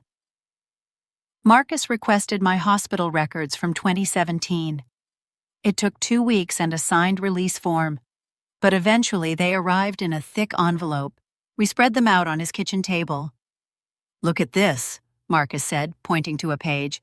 "You requested to hold the baby multiple times. Each time, you were refused." I read the notes. Patient requested to see infant multiple times. Family members intervened. Patient appeared distressed. My hands were shaking. "They wrote that down." "They did." Marcus turned to another page. "And this, You were sedated against your will. That's not standard procedure. They gave you a sedative to keep you quiet. I felt sick. My mother told them to. We can prove it. A nurse's note at the bottom of the page. Patient requested to hold infant. Mother denied request. Patient became agitated. Sedation administered. I started to cry. She took her away from me. She took my baby and she sedated me so I couldn't fight back. Marcus held me. We're going to prove that, all of it. May 20, 26. Marcus found the nurse who'd given me those 90 seconds. She'd retired from the hospital 2 years earlier, but Frank Delgado tracked her down through the nurses' union. Her name was Kathleen. She was 65 years old, living in a small town outside Chicago. When Marcus called, she remembered everything. I remember that night, she said. I remember the young mother. She was sobbing, begging to hold her baby. Her mother wouldn't let her. The social worker just stood there with her clipboard, nodding along. Did you help her? Marcus asked. I gave her 90 seconds. I knew I wasn't supposed to. The social worker told me not to. But I couldn't just stand there and watch that woman steal a baby from her daughter. Would you be willing to give a statement? There was a long pause. Then Kathleen said, I've been waiting for this call for 7 years. I knew someone would come looking eventually. Send me the paperwork. May 2026. The retired caseworker from the adoption agency. She was in her late 70s, living in a retirement community in Florida. Frank Delgado flew down to interview her in person. She was frail, but her memory was sharp. I remember the Hartwell case, she said. The mother, Eleanor, she was very clear about what she wanted. She said the birth mother didn't want any contact. She said it was a closed adoption, and that was final. She paid an extra fee for expedited processing. Did you ever talk to the birth mother directly? Frank asked. No. Eleanor said it wasn't necessary. She said her daughter was too emotional to make decisions. She said she was handling it for the family. And you didn't question that? The woman's eyes were sad. I should have. I should have talked to the young mother myself. But I was told to follow orders, and I did. I've regretted it every day since. She signed a statement, notarized, legal. June 2026. Marcus went to St. Mark's Episcopal Church. He posed as a researcher collecting oral histories for a book about the church's history. The secretary was friendly and eager to help. Marcus asked about the building fund. He mentioned he'd heard there'd been some financial irregularities in the past. The secretary frowned. I don't know anything about that, she said. But Richard Hartwell was in charge of the finance committee for years. He was very strict about the books. If there was anything wrong, he would have caught it. Marcus asked if there were any records from that time. The secretary offered him a box of old financial documents. She said she'd been meaning to throw them out anyway. Marcus took the box home and spent 3 days going through every page. And he found it. A transfer of $15,000 from the church's building fund to a law firm that handled private adoptions. The memo line said, Family Matter. The date, September 2017. Marcus took photos of every page. Then he went to the church treasurer, a longtime friend of Richard's, and asked about the transfer. The treasurer's face went pale. That's not possible. Richard would never... Look at the records, Marcus said. They're right there. The treasurer stared at the documents. I don't understand. Richard told me this was for his daughter's medical leave. He said it was a personal expense. He lied, Marcus said. He used church money to pay for an adoption. He took $15,000 from the building fund, and he told no one. The treasurer sat down. What do you want me to do? Nothing yet, Marcus said. But when the time comes, I need you to confirm what you've seen. June 2026. Marcus laid everything out on his kitchen table. We have the DNA results. We have the PI report. We have the recorded phone call. We have the hospital records. We have the nurse's statement. We have the caseworker's statement. We have the financial records. I stared at the pile of evidence. That's everything. That's everything, he agreed. When we confront them, they won't be able to deny it. They won't be able to lie. We have the proof. I started to cry. I can't believe we have all this. I can't believe your parents did all of this. Neither can I. And I still can't believe I let them. Marcus took my hands. You were 18. You had no money, no support, no one to turn to. You did what you had to do to survive. But I should have fought harder. You did fight, you survived, and now you're going to win. I nodded. What happens next? We wait. We let them show their hand. They'll try to attack us. They'll try to destroy us. And when they do, we'll be ready. July 2026. Marcus sat me down and told me his plan.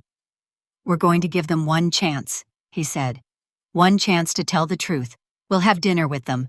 We'll tell them we found Ella, and we'll see what they do. And if they lie? Then we show them everything. I nodded. When? Soon. Before the wedding. Before they can do any more damage. I was quiet for a long time. Then I said, I'm scared. I know, so am I. But we're doing this together, and we have the truth on our side. October 2026. The dinner, the confrontation, the moment when everything changed. But I'm getting ahead of myself again. Before that dinner, before everything fell apart, there was a moment when I finally understood what we were up against. My parents weren't just controlling. They weren't just manipulative. They were determined to keep me from the truth at any cost. And I was finally ready to fight back.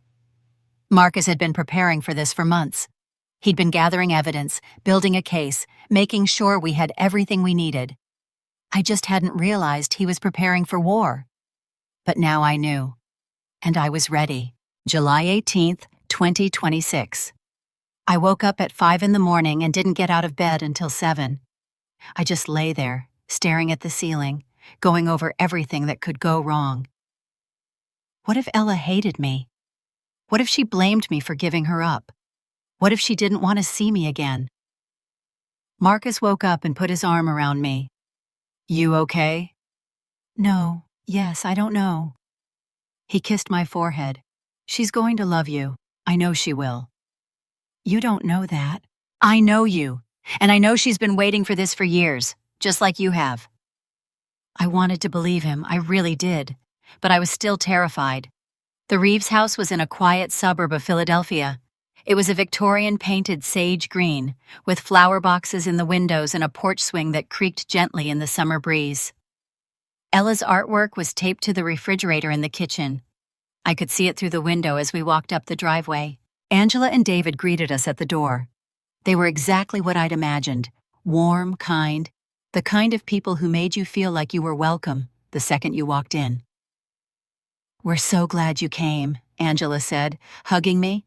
I wasn't expecting a hug. I almost started crying right there. David shook my hand. Ella's been talking about this for weeks. She's nervous, but she's excited too. The therapist, Dr. Miriam Chen, was already there. She explained the ground rules. Let Ella set the pace. If she wants to hug, great. If not, that's okay too. This is her story as much as yours. Then Ella walked in. She was smaller than I remembered from the photos. 9 years old, dark curls, wearing a turquoise sundress that matched the color I'd been obsessed with since I started planning the wedding. She had her mother's, Angela's, calmness in her eyes. But she also had my nervousness, the way she bit her lip before she spoke. She looked at me. I looked at her. I couldn't breathe. Are you Natalie? She asked. I nodded. Not Mom, just Natalie. She smiled. I've been waiting to meet you. She was holding a scrapbook, construction paper, glitter, stick-on letters that said, Ella's life, I made this. It's pictures of me growing up, she said, so you can see what you missed. I sat down on the couch. She sat next to me, close enough that I could feel the warmth of her arm against mine. She opened the scrapbook and started turning the pages. Page 1. Ella at 6 months. Chubby cheeks, big eyes, a onesie with little elephants on it. That's from the first Christmas, she said. I don't remember it, but Mom Angela says I was happy. Page 2, first birthday. A cake with pink frosting. Ella's face covered in it. Page 3, first day of kindergarten. A pink backpack. A gap-toothed grin. Page 4, piano recital. 7 years old. A blue dress. her fingers on the keys. Page 5. Art show. A drawing of a dolphin. Blue paint on her cheek. She narrated every page. She didn't do it to hurt me. She did it because she wanted me to see her life. And I did see it. Every moment I'd missed. When she finished, she closed the scrapbook and looked at me. "Did you want to keep me?" The question broke me. "Yes," I said. "I wanted to keep you more than anything. But I was 18. And my parents, your biological grandparents, said I couldn't. They said you'd have a better life with another family." So I listened, and I've regretted it every single day since. She processed this. Her face didn't change. She just nodded slowly. "Then why didn't you come find me?" Marcus spoke up. "Because we didn't know how, until now." Ella looked at both of us. "So you're like my original parents?" I said, "Yes." She said, "Cool. Can I show you my room?" Her room was exactly what I'd imagined. Sky blue walls, stars on the ceiling, a piano in the corner, artwork everywhere. Some of it was her own drawings. Some of it was prints she'd collected from museums. The colors were bright and cheerful, like she was trying to paint the world the way she wanted it to be. One drawing caught my eye. It was the family portrait with the shadow figures. Ella saw me looking. "I drew that last year. I didn't know what you looked like, so I just made shadows, but now I can finish it." She pulled out markers. She drew me with curly hair and a warm smile. She drew Marcus tall with a beard, even though he doesn't have one. She labeled us Natalie and Marcus, not Mom and Dad, just our names. And that was okay. We hadn't earned those titles yet. "How do you know I have curly hair?" I asked. She shrugged. "I don't know. I just imagined it." I started crying again. "It's beautiful." "You really like it?" "I really like it." She smiled. "Good. I can add more later, when I know you better." After Ella went to practice piano in the next room, she had a recital coming up and needed to rehearse. Angela and David sat down with us. "She's an amazing kid," I said. "You've done an incredible job." Angela smiled. "She's easy to love." David nodded. "She's always been curious about you. We told her as much as we could, but we didn't have much information. The adoption agency said you wanted a clean break." My face twisted.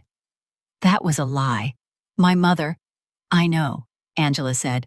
"Marcus told us. We're so sorry that happened to you." "You were just trying to protect your daughter," I said. "And my mother made you think you were protecting her." "It's okay," Angela said. "What matters now is that we know the truth, and that Ella gets to know you." David said, "We've always believed adoption doesn't mean someone didn't want you. It means more people love you. That's how we've raised Ella, and that's how we'll continue to raise her." We agreed on a plan: weekly video calls, monthly visits, build the relationship slowly. Before we left, Ella came back to say goodbye. "You're coming back, right?" she asked. I looked at Marcus. He was already nodding. "Yes," I said, "we're coming back." She held out her pinky. "Promise?" I hooked my pinky with hers. "Promise." Driving home, I felt lighter than I had in 7 years. We'd found her. She was healthy, happy, loved. We were building something real. I looked over at Marcus. His eyes were wet. "She called you Mom Natalie," he said. "She did, didn't she? She's going to be okay. We're all going to be okay." I wanted to believe him, but I also knew my parents, and I knew they wouldn't let this go. They would find out. They would try to destroy it. They would try to take her away from me again. I wasn't going to let them. I was going to protect her, no matter what it took. We visited Ella 3 more times before everything fell apart. July 25th, August 8th, August 22nd. Each visit she opened up a little more. She showed us her school projects. She played piano for us. She asked about family medical history. Did I have any allergies? Did Marcus have any health issues? She wanted to know everything. "Do I get my curls from you?" she asked me once. "Yes," I said. "And your dad's sense of humor." She laughed. "My dad has a sense of humor?" Marcus pretended to be offended. "I'm hilarious." Sure you are, she said, rolling her eyes. It felt so natural, so easy, like we'd known each other forever. By the third visit, she hugged me goodbye, quick, almost shy, but real. I cried in the car after. She's coming to the engagement party, right? Ella asked that day. Marcus had the wedding invitation in his pocket. He'd been planning to ask Angela and David to bring her. We'll see, he said. We're working on it. Please, she said. I want to meet everyone. I looked at Marcus. He nodded. We'll do our best, I said. That night we discussed whether to tell my parents. Should we tell them before the engagement party? I asked. Or just let them find out? Marcus was quiet for a moment. I think we should protect Ella from their reaction. Maybe we wait until after the engagement party. I agreed. That was a mistake. I should have known my parents would find out eventually. I should have known they'd fight back. I should have known they'd try to destroy everything I'd built. But I didn't. I thought I could keep the secret for a little longer. I was wrong. September 20th, 2026. 4 p.m. Eleanor was driving through Philadelphia to visit an old friend from her college days. She'd taken the scenic route, winding through the tree-lined streets of the suburbs, enjoying the fall colors that were just starting to appear. Then she stopped at a red light. And she saw him. Marcus, walking with a little girl, holding her hand. Eleanor's heart stopped. She stared, unable to look away. The girl was small, maybe 8 or 9 years old, with dark curls that bounced as she walked. She was laughing at something Marcus had said, her face bright and open and completely unguarded. She looked exactly like Natalie at age 8. Eleanor's hands were shaking on the steering wheel. She followed them at a distance, watching Marcus walk the girl to a house on Montgomery Avenue. He knelt down and said something to her. She nodded. He hugged her. She ran inside. Eleanor wrote down the address. She spent the next 48 hours doing research, property records, social media, adoption registries. She called her contacts at the church.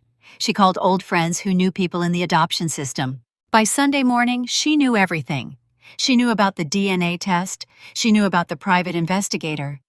She knew about the Reeves family. She knew about the visits. She knew about the engagement party invitation. She knew that her daughter had been lying to her. And she knew exactly what she was going to do about it. September 22nd, 10 a.m. I was in my apartment in Lincoln Park, going over the final details for the engagement party. Marcus was at work. The apartment was quiet. Then someone knocked on the door. Loud, insistent.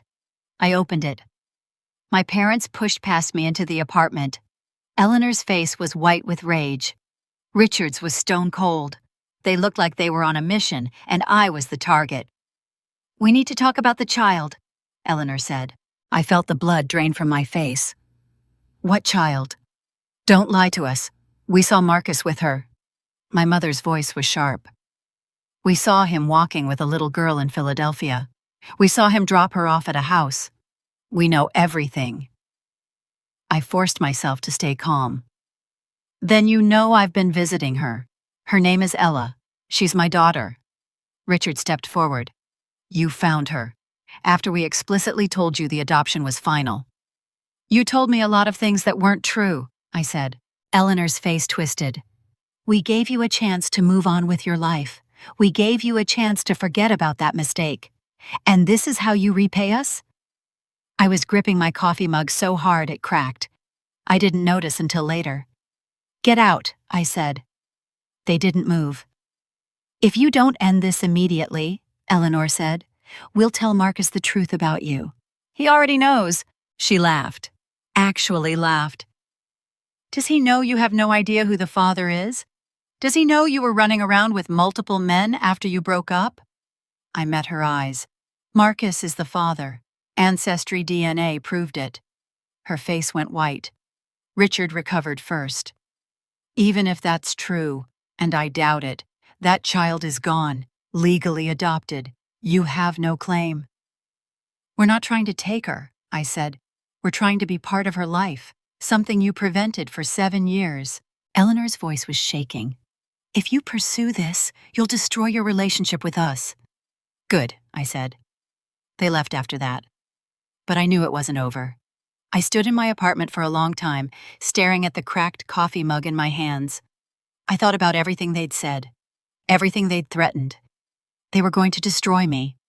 They were going to destroy Marcus. They were going to destroy Ella. But I wasn't going to let them. September 23rd. Eleanor called Angela Reeves. "I'm Natalie's mother," she said, her voice sweet and poisonous. "I wanted to let you know that my daughter has been having some mental health issues. She's been unstable lately. I'm not sure she's capable of maintaining a relationship with Ella." Angela was confused. "What do you mean? She seemed fine when we met." "She's very good at hiding it, but I'm telling you this for your daughter's safety. You might want to reconsider the visits." Angela called me immediately. "Your mother just called. She said you were unstable. She said I shouldn't let you see Ella." I felt sick. "That's not true. She's lying." "I know. I just wanted you to be aware." "Thank you. I'm so sorry she did that." "It's not your fault. We're not going to stop the visits. We know the truth." September 25th. Eleanor wrote a letter to Ella's school. "I'm writing to express concern about a child in your care," the letter said. "Ella Reeves has a birth mother with mental health issues. I believe you should be aware of this for safety reasons." The letter was anonymous, but Angela recognized the language. She called me again. "The school received a letter. They're required to take it seriously. They're going to ask questions." "Who sent it?" "I don't know, but I can guess." I was so angry I couldn't speak. "I'm going to—" "Don't do anything. We'll handle it. We'll tell the school the truth." September 28th. Richard went to the church's legal counsel. He tried to get them to intervene in my wedding. "Marcus Webb is unstable," he said. "The marriage would be a scandal. The church should refuse to host the ceremony." The legal counsel was skeptical. "We have no reason to believe that, Richard. Marcus has been a member of this church for years. Please, just look into it." The council agreed to look into it. That was enough. October 1st. Eleanor spread rumors at church. "Natalie is harassing a poor adoptive family. She's trying to take the child away from them. She's unstable. She's dangerous." Some people believed her, but not everyone. Ruth Patterson, an elderly member of the church who'd known Eleanor for 30 years, didn't believe her at all. "Eleanor," she said, "I remember when Natalie was pregnant. I remember how you forced her to give up that child. I remember how you lied about it." "I don't know what you're talking about," Eleanor said coldly. "Yes, you do. And so do I." October 3rd. Richard and Eleanor hired their own attorney, Gregory Stanton, a family lawyer known for aggressive tactics. Stanton sent a threatening letter to Marcus and me. "Cease all contact with the Reeves family immediately. If you continue, we will pursue legal action against you for harassment and intentional infliction of emotional distress on the minor child." I read the letter 3 times. Then I showed it to Marcus. "They're serious," I said. "So are we," he said. October 5th. Richard called Marcus directly. "You will cancel this wedding," Richard said. "You will end this reunion, or I will destroy your reputation professionally. I know people in city government. I can kill your contracts." Marcus's voice was calm. "I'm going to send you something. Look at your email." He sent Richard the file. Everything. The DNA results, the nurse's statement, the caseworker's statement, the financial records, the recorded phone calls. "This is what we have," Marcus said. "There's more. Every time you escalate, I add to the file. Your daughter is an adult. She's made her choice, and I'm going to marry her." Richard was silent for a long time. "Try to stop us," Marcus said. He hung up. I was standing beside him listening to the whole conversation. "You just threatened my father," I said. "I just showed him we're not afraid." October 6th. I blocked my parents' number. I sat in our apartment with Marcus and said, "They're not going to stop." "I know," he said. "That's why I invited them to the engagement party." I stared at him. "You what?" "4 weeks ago, before all this happened, before we knew they'd found out, I sent them a formal invitation. You sent them an invitation to the engagement party." Where Ella is going to be. Yes, that's insane. That's strategic. I thought about it. He was right. My parents would come. They would try to cause a scene. They would try to destroy me. And when they did, everyone would see who they really were. October 7th through 17th. We prepared. Marcus organized the evidence into a presentation. He coordinated with Patricia Chen and Frank Delgado. He briefed our closest allies, Maya, Marcus's father, Ruth Patterson, Angela, and David. Everyone knew their roles. Maya recorded a call with Eleanor, adding it to the evidence file. Frank Delgado confirmed that every document was legitimate. Patricia Chen prepared legal backup in case we needed it. And I spent every night lying awake, wondering if I was strong enough to face what was coming. Marcus held me when I couldn't sleep. "You're going to survive this," he said. "We both are. You don't know that. I know you, and I know what you've been through. Nothing they say can hurt you more than what they've already done." He was right. My parents had already taken everything from me. They'd taken my daughter. They'd taken my trust. They'd taken my belief that they loved me. But they couldn't take my future. They couldn't take Marcus. They couldn't take Ella. I was going to win. I had to. After my parents stormed out of my apartment, I thought they might back down. I thought maybe they'd realized how much they'd already lost. I was wrong. They didn't back down. They escalated. And every time they escalated, they gave us more evidence. Level 1, September 23rd. Eleanor called Angela Reeves. She pretended to be me. "I've changed my mind," she said, her voice sickly sweet. "I don't want contact anymore. Please stop communicating." Angela was confused. "Natalie, you sound different." "I'm just tired. It's too much. Please, just stop." Angela hung up and called me immediately. "Your mother just called. She pretended to be you. She said you wanted to stop the visits." I felt sick. "I never said that." "I know. I just wanted you to be aware." "Thank you. I'm so sorry." "It's not your fault. We're not going to stop the visits. We know the truth." I told Marcus about the call. He added it to the evidence file. "She's trying to destroy this," I said. "She's trying. She's failing. And we're documenting everything." Level 2, September 25th. Eleanor wrote an anonymous letter to Ella's school. "I'm writing to express concern about a child in your care," it said. "Ella Reeves has a birth mother with mental health issues. I believe you should be aware of this for safety reasons." The school took it seriously. They called Angela. "We received a letter about Ella's birth mother," the principal said. "We're required to investigate." Angela was furious. "That letter is a lie. The birth mother is a social worker at a children's hospital. She's stable. She's wonderful. Someone is trying to hurt her." "Who?" "I don't know, but I have my suspicions." Angela called me. I broke down crying. "She's trying to take Ella away from me," I said. "She's trying to make everyone think I'm dangerous." "She's failing," Angela said. "The school is on our side, and we're not going to let her win." Level 3, September 28th. Richard went to the church's legal counsel. "Marcus Webb is unstable," he said. "The marriage would be a scandal. The church should refuse to host the ceremony." The legal counsel was skeptical. "We have no reason to believe that, Richard. Marcus has been a member of this church for years." "Please, just look into it." The council agreed to look into it. That was enough. Marcus found out through a friend at the church. "Your father is trying to get the wedding canceled," he told me. "How?" "He's telling people I'm unstable. He's trying to get the church to refuse to host the ceremony." I was so angry I couldn't speak. "What did you say?" I told them the truth. I showed them the evidence. They're on our side. Level 4. October 1st, Eleanor started spreading rumors at church. "Natalie is harassing a poor adoptive family," she said. "She's trying to take the child away from them. She's unstable. She's dangerous." Some people believed her, but not everyone. Ruth Patterson, an elderly member of the church who'd known Eleanor for 30 years, didn't believe her at all. "Eleanor," she said, "I remember when Natalie was pregnant. I remember how you forced her to give up that child.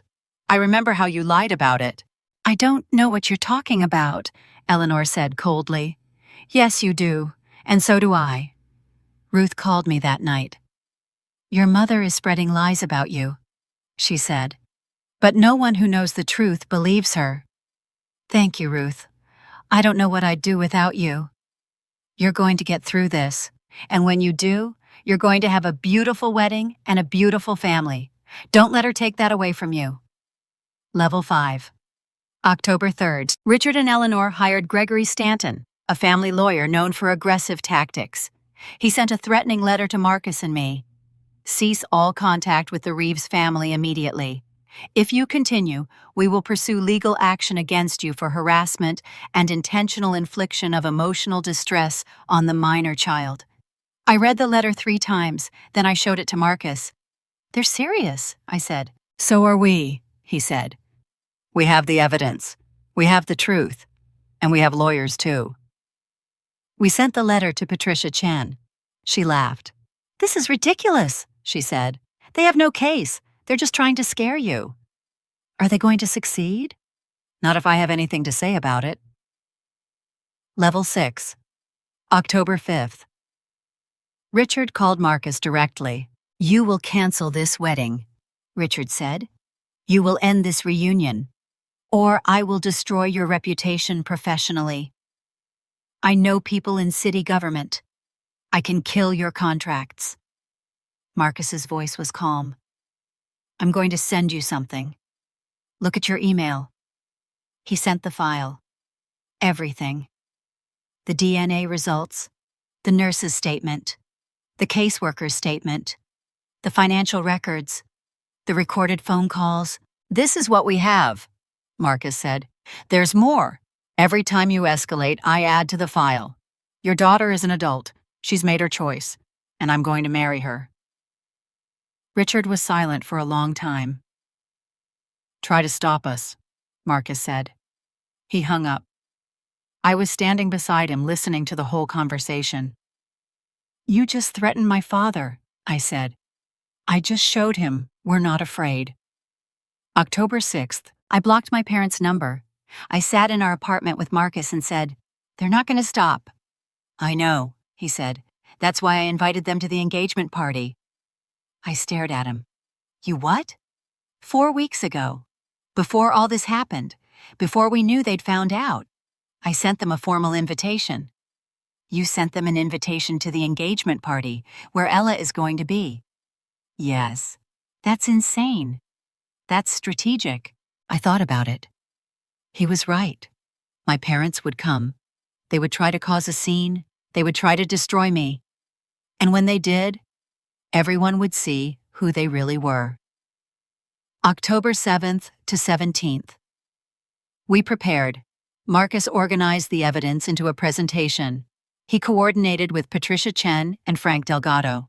He briefed our closest allies, Maya, Marcus's father, Ruth Patterson, Angela, and David. Everyone knew their roles. Maya recorded a call with Eleanor, adding it to the evidence file. Eleanor called me, Maya said. She tried to turn me against you. She told me you were making a mistake. She said Marcus was going to ruin you. What did you say?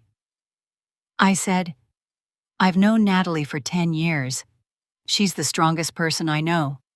You're the one who's making a mistake. Thank you, Maya. Always. The night before. I couldn't sleep. I lay in bed next to Marcus, staring at the ceiling. What if they ruin it? I asked. What if they ruin everything? They can't, he said. We've prepared for this. We have the evidence, we have the witnesses, and we have the truth. What if it's not enough? It is enough, because we're not fighting to win. We're fighting to be free. I thought about that. It was true. I wasn't trying to destroy my parents. I was trying to free myself from them, and I was almost there. October 24th. The engagement party. The grand ballroom at the Drake Hotel. I was standing at the head of the room, holding Marcus's hand, watching my parents walk through the door. They looked exactly like what they were. A wealthy, powerful Chicago couple who'd spent decades cultivating the image of perfection. But I knew the truth, and soon everyone else would too. Marcus squeezed my hand. Ready?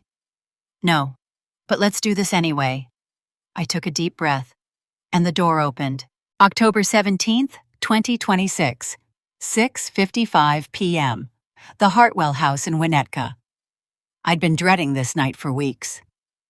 Marcus and I walked up the driveway in silence. The house was a sprawling Georgian colonial, the kind of place that looked impressive from the outside and suffocating from the inside.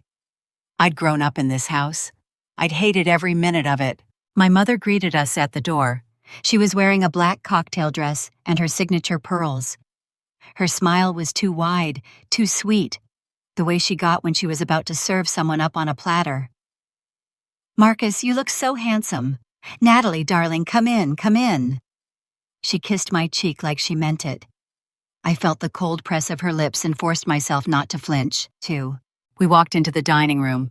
The table was set with the good china: Wedgwood, white with gold rims, crystal glasses, silver silverware.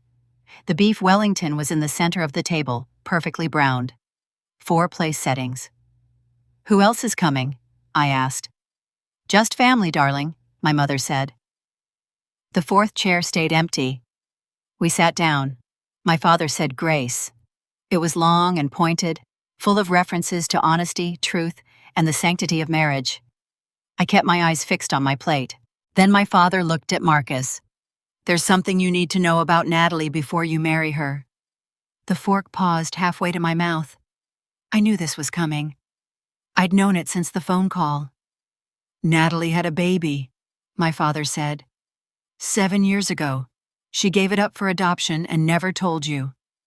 Marcus set down his fork. Calm, steady. "I know."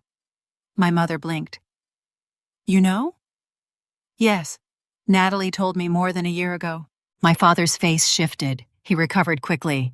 "Did she tell you she has no idea who the father is? That she was running around with multiple men after you broke up? That the pregnancy could have been anyone's?" I started to stand. "That's not—" My mother cut me off. "Sit down, Natalie. The adults are talking." I sat. I hated myself for it. I hated the way my body obeyed her even now. My father leaned forward. "She tried to trap some other man with that bastard baby. When he refused to marry her, she gave it away like garbage." Marcus set his fork down. He looked my father in the eye. "Actually, I know exactly who the father is." He paused. "And your daughter isn't a liar. You are."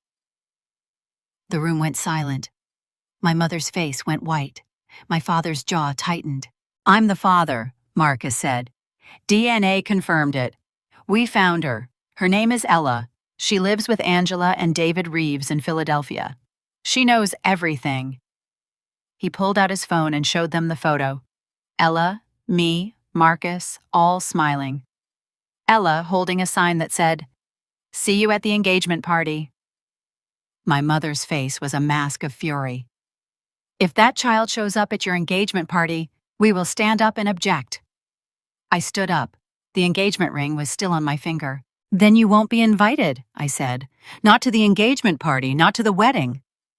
"You can't uninvite your own parents." "Watch me." My mother tried one last card. "I'm calling the Reeves family tonight. I'll tell them you're unstable, that you're harassing them." Marcus interrupted. "Go ahead.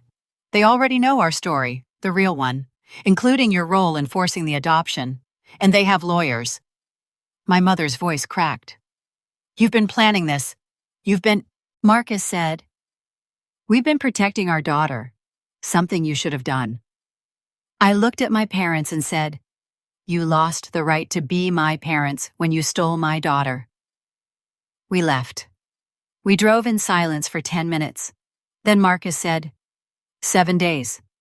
7 days until the engagement party. 7 days until everything changes." I was quiet for a long time. Then I said, "They're not going to let this go quietly." "I know," Marcus said. "That's why I invited them to the engagement party." I stared at him. "You what?" 3 weeks ago. Before all this happened. Before we knew they'd found out. I sent them a formal invitation. You sent them an invitation to the engagement party, where Ella is going to be. Yes, That's insane. That's strategic. I thought about it. He was right. My parents would come. They would try to cause a scene. They would try to destroy me. And when they did, everyone would see who they really were. We spent the next 7 days preparing. Marcus organized the evidence into a presentation. He coordinated with Patricia Chen and Frank Delgado. He briefed our closest allies, Maya, Marcus's father, Ruth Patterson, Angela, and David. Everyone knew their roles. Maya had a call with Eleanor. "Eleanor called me," Maya said. "She tried to turn me against you. She told me you were making a mistake. She said Marcus was going to ruin you." "What did you say?" I said, "I've known Natalie for 10 years. She's the strongest person I know. You're the one who's making a mistake." "Thank you, Maya." "Always." The day of the engagement party arrived. I woke up at 5 in the morning and didn't get out of bed until 7. I just lay there, staring at the ceiling, going over everything that could go wrong. Marcus put his arm around me. "You okay?" "No, yes, I don't know." "We're going to be fine." "You don't know that." "I know you. And I know what you've been through. Nothing they say can hurt you more than what they've already done." He was right. My parents had already taken everything from me. They'd taken my daughter. They'd taken my trust. They'd taken my belief that they loved me. But they couldn't take my future. They couldn't take Marcus. They couldn't take Ella. I was going to win. I had to. The engagement party was at the Drake Hotel. The grand ballroom was beautiful. Candlelight, turquoise flowers, champagne flutes catching the warm glow. 80 guests filled the room. Marcus's family from Boston, my colleagues from Lurie Children's, his architecture firm partners, my friends from grad school, 6 members from St. Mark's Episcopal Church, the ones who actually believed in me, and Ella. She was sitting at table 1 near the exit with Angela and David. She was wearing a turquoise dress that matched the tablecloths. She looked perfect. My parents arrived at 7:20, late, making an entrance. My mother in black and pearls, my father in a perfectly tailored tuxedo. They looked exactly like what they were. A wealthy, powerful Chicago couple who'd spent decades cultivating the image of perfection. Everyone turned to look. Marcus squeezed my hand. "Ready?" "No, but let's do this anyway." The party started. Speeches. The best man told a story about Marcus in college. Maya told a story about me from grad school. Marcus's father talked about finding your way back to love, about second chances. My parents sat stone-faced through all of it. Then Marcus stood up. The room quieted. "Most of you know that Natalie and I dated in college," he said. "What you might not know is that we were separated for 7 years. We were separated by circumstances beyond our control, family issues, lies, manipulation." His eyes flicked to my parents. "But 3 years ago we found each other again. And this time, nothing was going to keep us apart." He looked at me. His eyes were wet. "Natalie is the strongest person I've ever known. She survived things that would break most people. And she did it with grace and kindness that still amazes me." He paused. "There's someone else who wants to say hi." He gestured toward the door. The door opened. Angela walked in, holding Ella's hand. The room went completely silent. Ella walked toward the head table. She was 9 years old, small and perfect, wearing a turquoise dress that matched the tablecloths. Her dark curls bounced with every step. Her face was scrubbed clean, her smile wide and genuine. She reached me, smiled. "Hi," she said. "I'm Ella." She turned to face the room. "I'm Natalie and Marcus's daughter. Well, biological daughter. I have 2 moms and 2 dads. It's kind of cool." Someone in the back asked, "You have a daughter?" Maya stood up. "Yes, and it's a beautiful story. Let them tell it." Marcus explained, briefly, factually, the DNA test, the reunion, the years of silence. Angela stood up. "Ella is lucky to have so many people who love her. We're honored to share her." Then my mother stood up. "This is inappropriate," she said. "This child should not be here." Maya stood up. "Excuse me, who are you?" "I'm Natalie's mother." The same mother who forced a 19-year-old to give up her baby? That mother? My mother's face went white. We did what was best for... Marcus's father stood up. For who? Certainly not for Natalie or for Ella. The room was staring at my mother. No one was on her side. My father tried to pull her toward the door. She shook him off. She turned to Ella. You don't belong here. Ella looked at her. Small, 9 years old, turquoise dress. Are you my grandma? My mother said, No, I'm... Natalie told me I have grandparents who didn't want me to exist. Is that you? Dead silence. Ella continued. Natalie told me she wanted to keep me, but you wouldn't let her. Is that true? My mother stammered. It's not that simple. It sounds pretty simple. Ruth Patterson stood up, elderly church member, 30-year friend of Eleanor. Eleanor Hartwell, she said. I've known you for 3 decades. I have never been more disappointed. She turned to the room. I was there in 2017. I saw Natalie before the adoption. She was devastated. She wanted to keep that baby. Eleanor told everyone it was Natalie's choice. It was not. Maya stood up. I have a recording of Eleanor trying to turn me against Natalie last week. She's been threatening, lying, spreading rumors for weeks. Marcus pulled out his phone. I have more. DNA results, hospital records, nurse statements, caseworker affidavits, financial records showing Richard Hartwell used church funds to pay for the adoption. Frank Delgado stood up. I'm a private investigator. I can confirm every document Marcus has shown tonight is legitimate. Angela stood up. Eleanor called me pretending to be Natalie. She told me to stop communicating with her own daughter. My mother's face was white. My father was trying to pull her toward the door. Ruth said, Eleanor, you need to leave. This is a celebration, and you're poisoning it. My mother grabbed my father's arm. She headed for the door. Stopped. Turned. You'll regret this, Natalie, she said. All of you will. And walked out. The door closed behind them. The room exhaled. Then someone started clapping. Then everyone, a standing ovation. Ella looked confused. Why are they clapping? I said, because we're a family. All of us? All of us. She looked at me, shy and hopeful. Can I call you Mom? Or is that weird, because I already have a mom? I was crying. You can call me whatever feels right. She thought about it. Okay, Mom Natalie and Mom Angela, like that. I held her hand. First time holding her hand, without a therapist supervising, 7 years late, but here. The party continued. Ella met Marcus's parents, her other grandparents.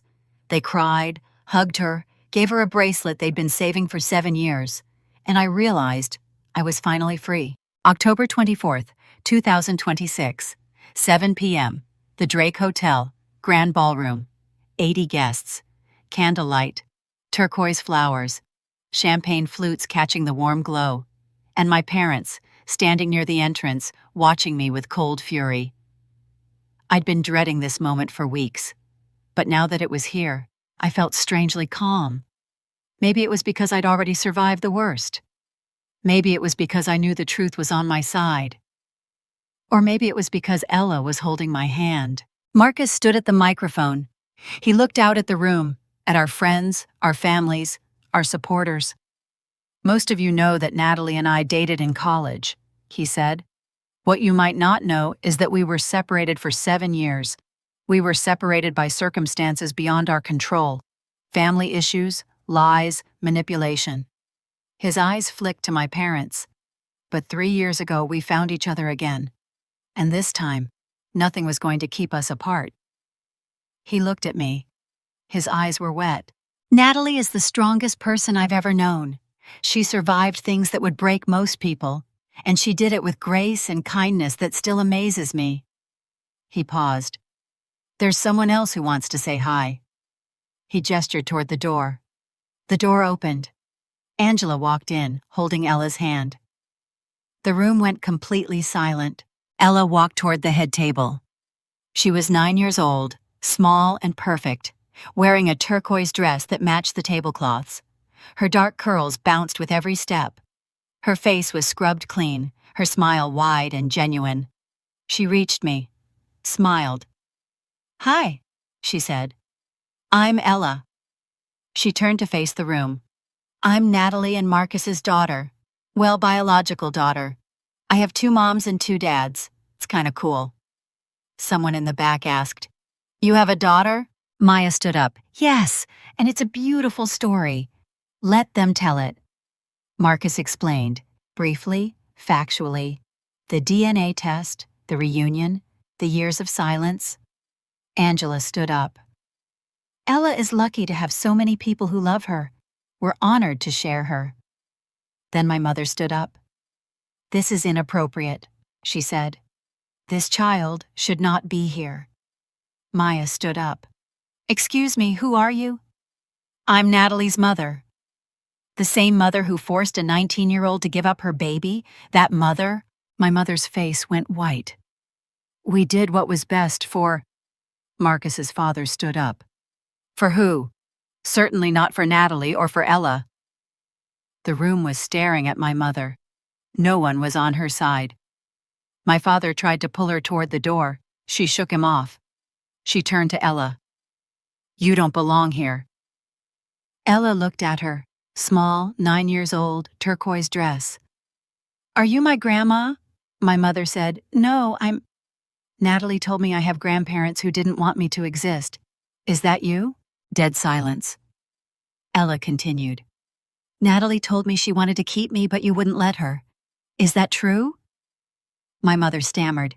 "It's not that simple." "It sounds pretty simple." Ruth Patterson stood up, elderly church member, 30-year friend of Eleanor. "Eleanor Hartwell," she said. "I've known you for 3 decades. I have never been more disappointed." She turned to the room. "I was there in 2017. I saw Natalie before the adoption. She was devastated. She wanted to keep that baby. Eleanor told everyone it was Natalie's choice. It was not." Maya stood up. "I have a recording of Eleanor trying to turn me against Natalie last week. She's been threatening, lying, spreading rumors for weeks." Marcus pulled out his phone.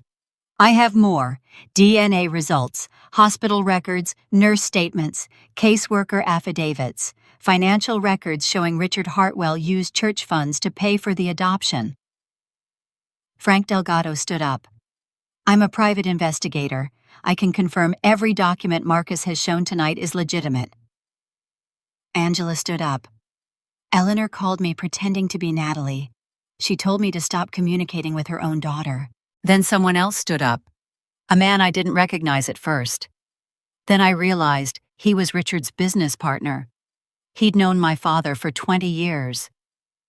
"Richard," he said, his voice cold and clear. "You owe the church finance committee $15,000. I have the bank records. You took it from the building fund. Pay it back or I'll report it." Richard's face went ashen. The room erupted in murmurs. People were whispering, pointing, staring at my parents like they were specimens under glass. Ruth said, "Eleanor, you need to leave. This is a celebration and you're poisoning it." My mother grabbed my father's arm. She headed for the door, stopped, turned. "You'll regret this, Natalie," she said. "All of you will," and walked out. The door closed behind them. The room exhaled. Then someone started clapping. Then everyone. A standing ovation. Ella looked confused. "Why are they clapping?" I said, "Because we're a family." "All of us?"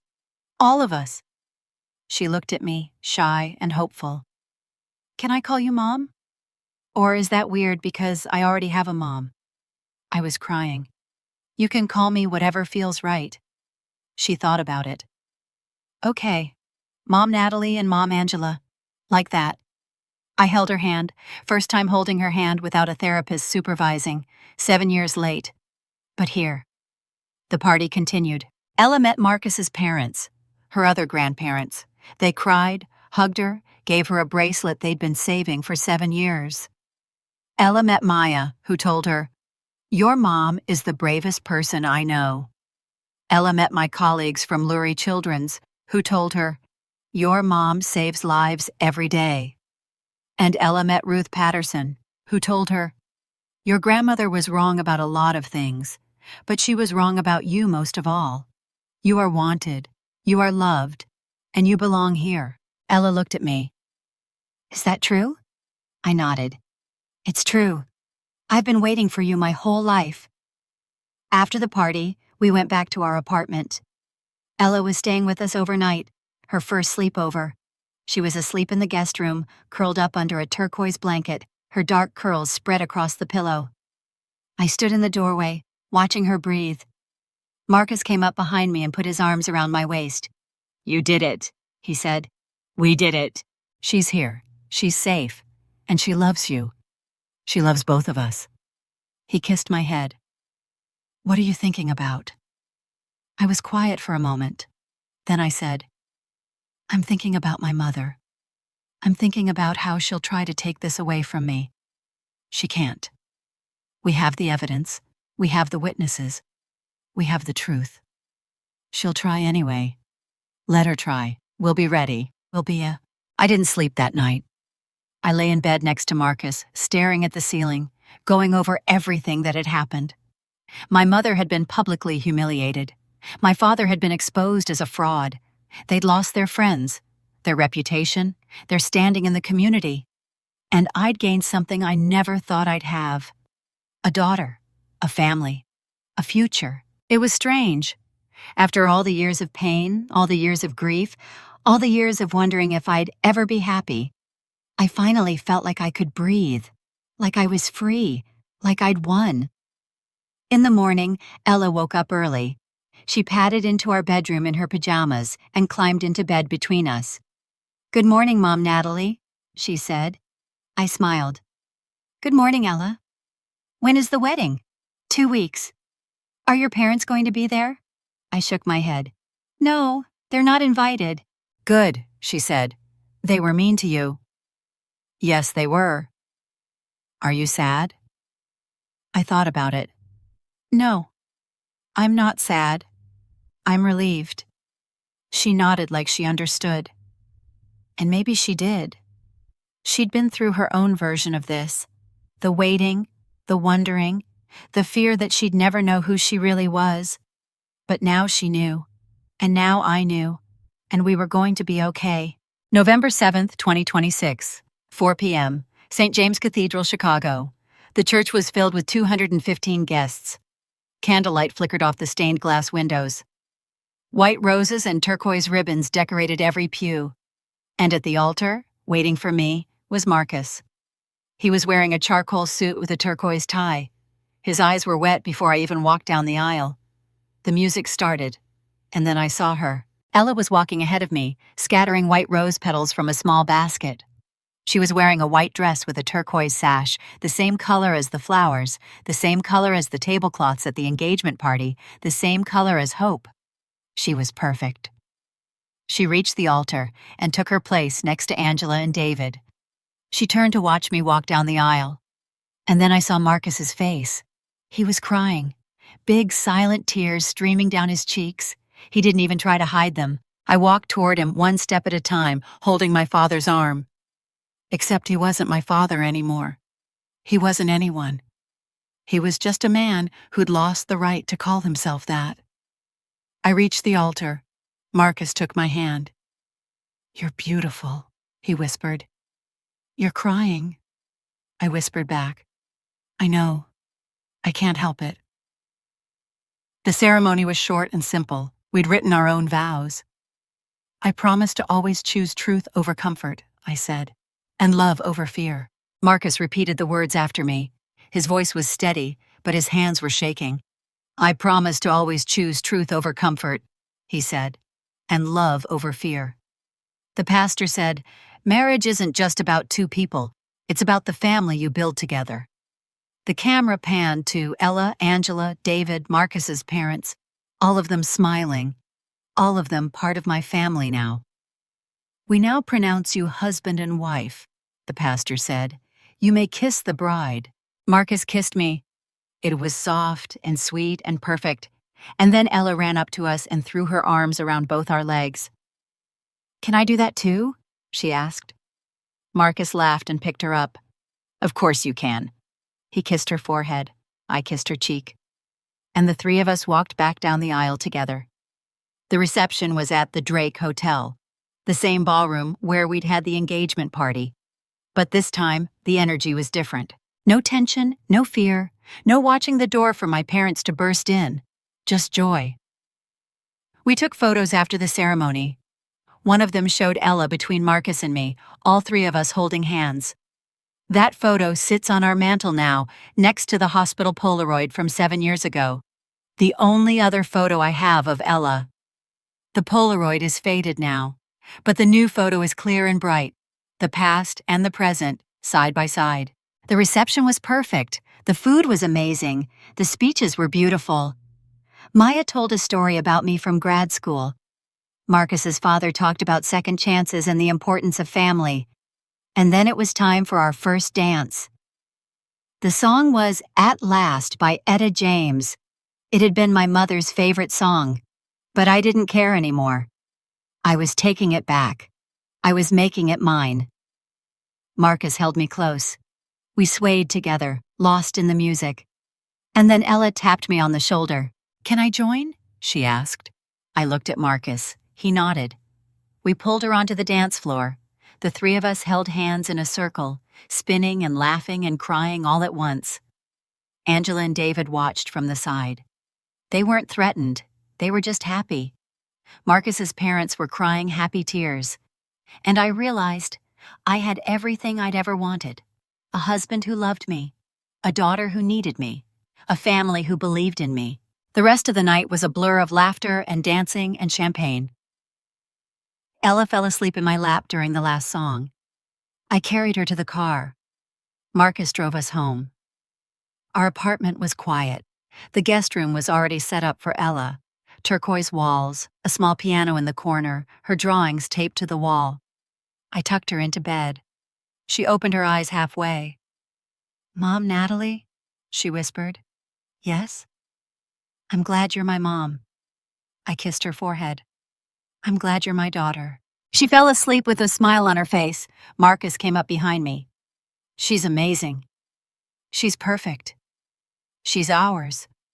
I leaned into him. "I never thought this would happen. I never thought I'd have a family. And now you do. And now I do." We stood in the doorway, watching Ella sleep. I thought about my parents. I thought about the years of pain. I thought about the lies and the betrayal and the grief. And I let it all go, because none of it mattered anymore. I had Ella. I had Marcus. I had my family. And nothing was going to take that away from me. The next morning, I woke up to Ella jumping on the bed. Mom, Natalie, it's Christmas." "Well, not really, but it's our first day as a family. That's better than Christmas." Marcus groaned and pulled the covers over his head. 5 more minutes. Ella pulled them off. "No, we have to make pancakes." I laughed. "Pancakes?" Mom Angela always makes pancakes on special days. And today is a special day. Marcus sat up. Okay, pancakes, but you have to help." "Deal!" We made pancakes together. Ella flipped them. Marcus burned the first batch. I made sure there was enough syrup, and sitting there, in our tiny kitchen, with flour on my wedding dress and syrup on Marcus's face, and Ella laughing in between us, I realized something. This was it. This was what I'd been fighting for. This was the family I'd always wanted. And it was more beautiful than I ever could have imagined. The wedding was over, the dust had settled, and for the first time in my life, I felt truly free. But freedom didn't come without consequences. For my parents, the consequences were just beginning. Legal consequences. November 14th, 2026. 1 week after the wedding. Marcus and I sat in Patricia Chen's office and filed for a restraining order against my parents. The evidence was overwhelming. The recorded phone calls, the threatening letters, the attempts to contact Angela and Ella, the anonymous letters to Ella's school. "Based on the documentation you've provided," the judge said, "I'm granting a 2-year restraining order. Richard and Eleanor Hartwell are prohibited from contacting Natalie Hartwell Webb. Marcus Webb or Ella Reeves. They are prohibited from coming within 500 feet of any of you. I felt the weight lift off my shoulders. Finally, they couldn't hurt me anymore. December 2026. The church's finance committee met to discuss Richard's misuse of funds. The evidence was clear. Richard had taken $15,000 from the building fund to pay for the adoption. He'd lied about it for 7 years. Richard Hartwell is hereby removed from the finance committee, the committee chair announced. He is required to repay the full amount plus interest within 60 days. Eleanor was also asked to resign from the women's ministry. The board had heard the rumors. They'd heard the testimony from the engagement party. We cannot have someone in a leadership position who has shown such a profound lack of judgment, the board said. Eleanor resigned quietly. She had no choice. January 2027.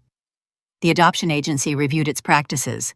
The caseworker who'd processed my adoption was disciplined for accepting Eleanor's instructions without verifying with me.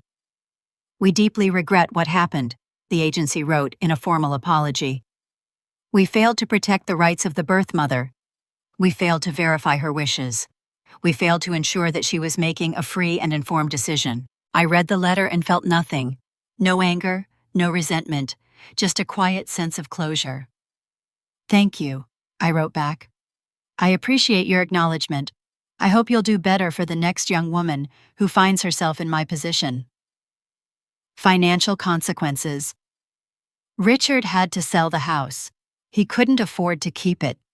The $15,000 he owed the church, plus the $10,000 he'd been ordered to pay for the Reeves family's legal fees, had drained his savings. The house sold in February 2027.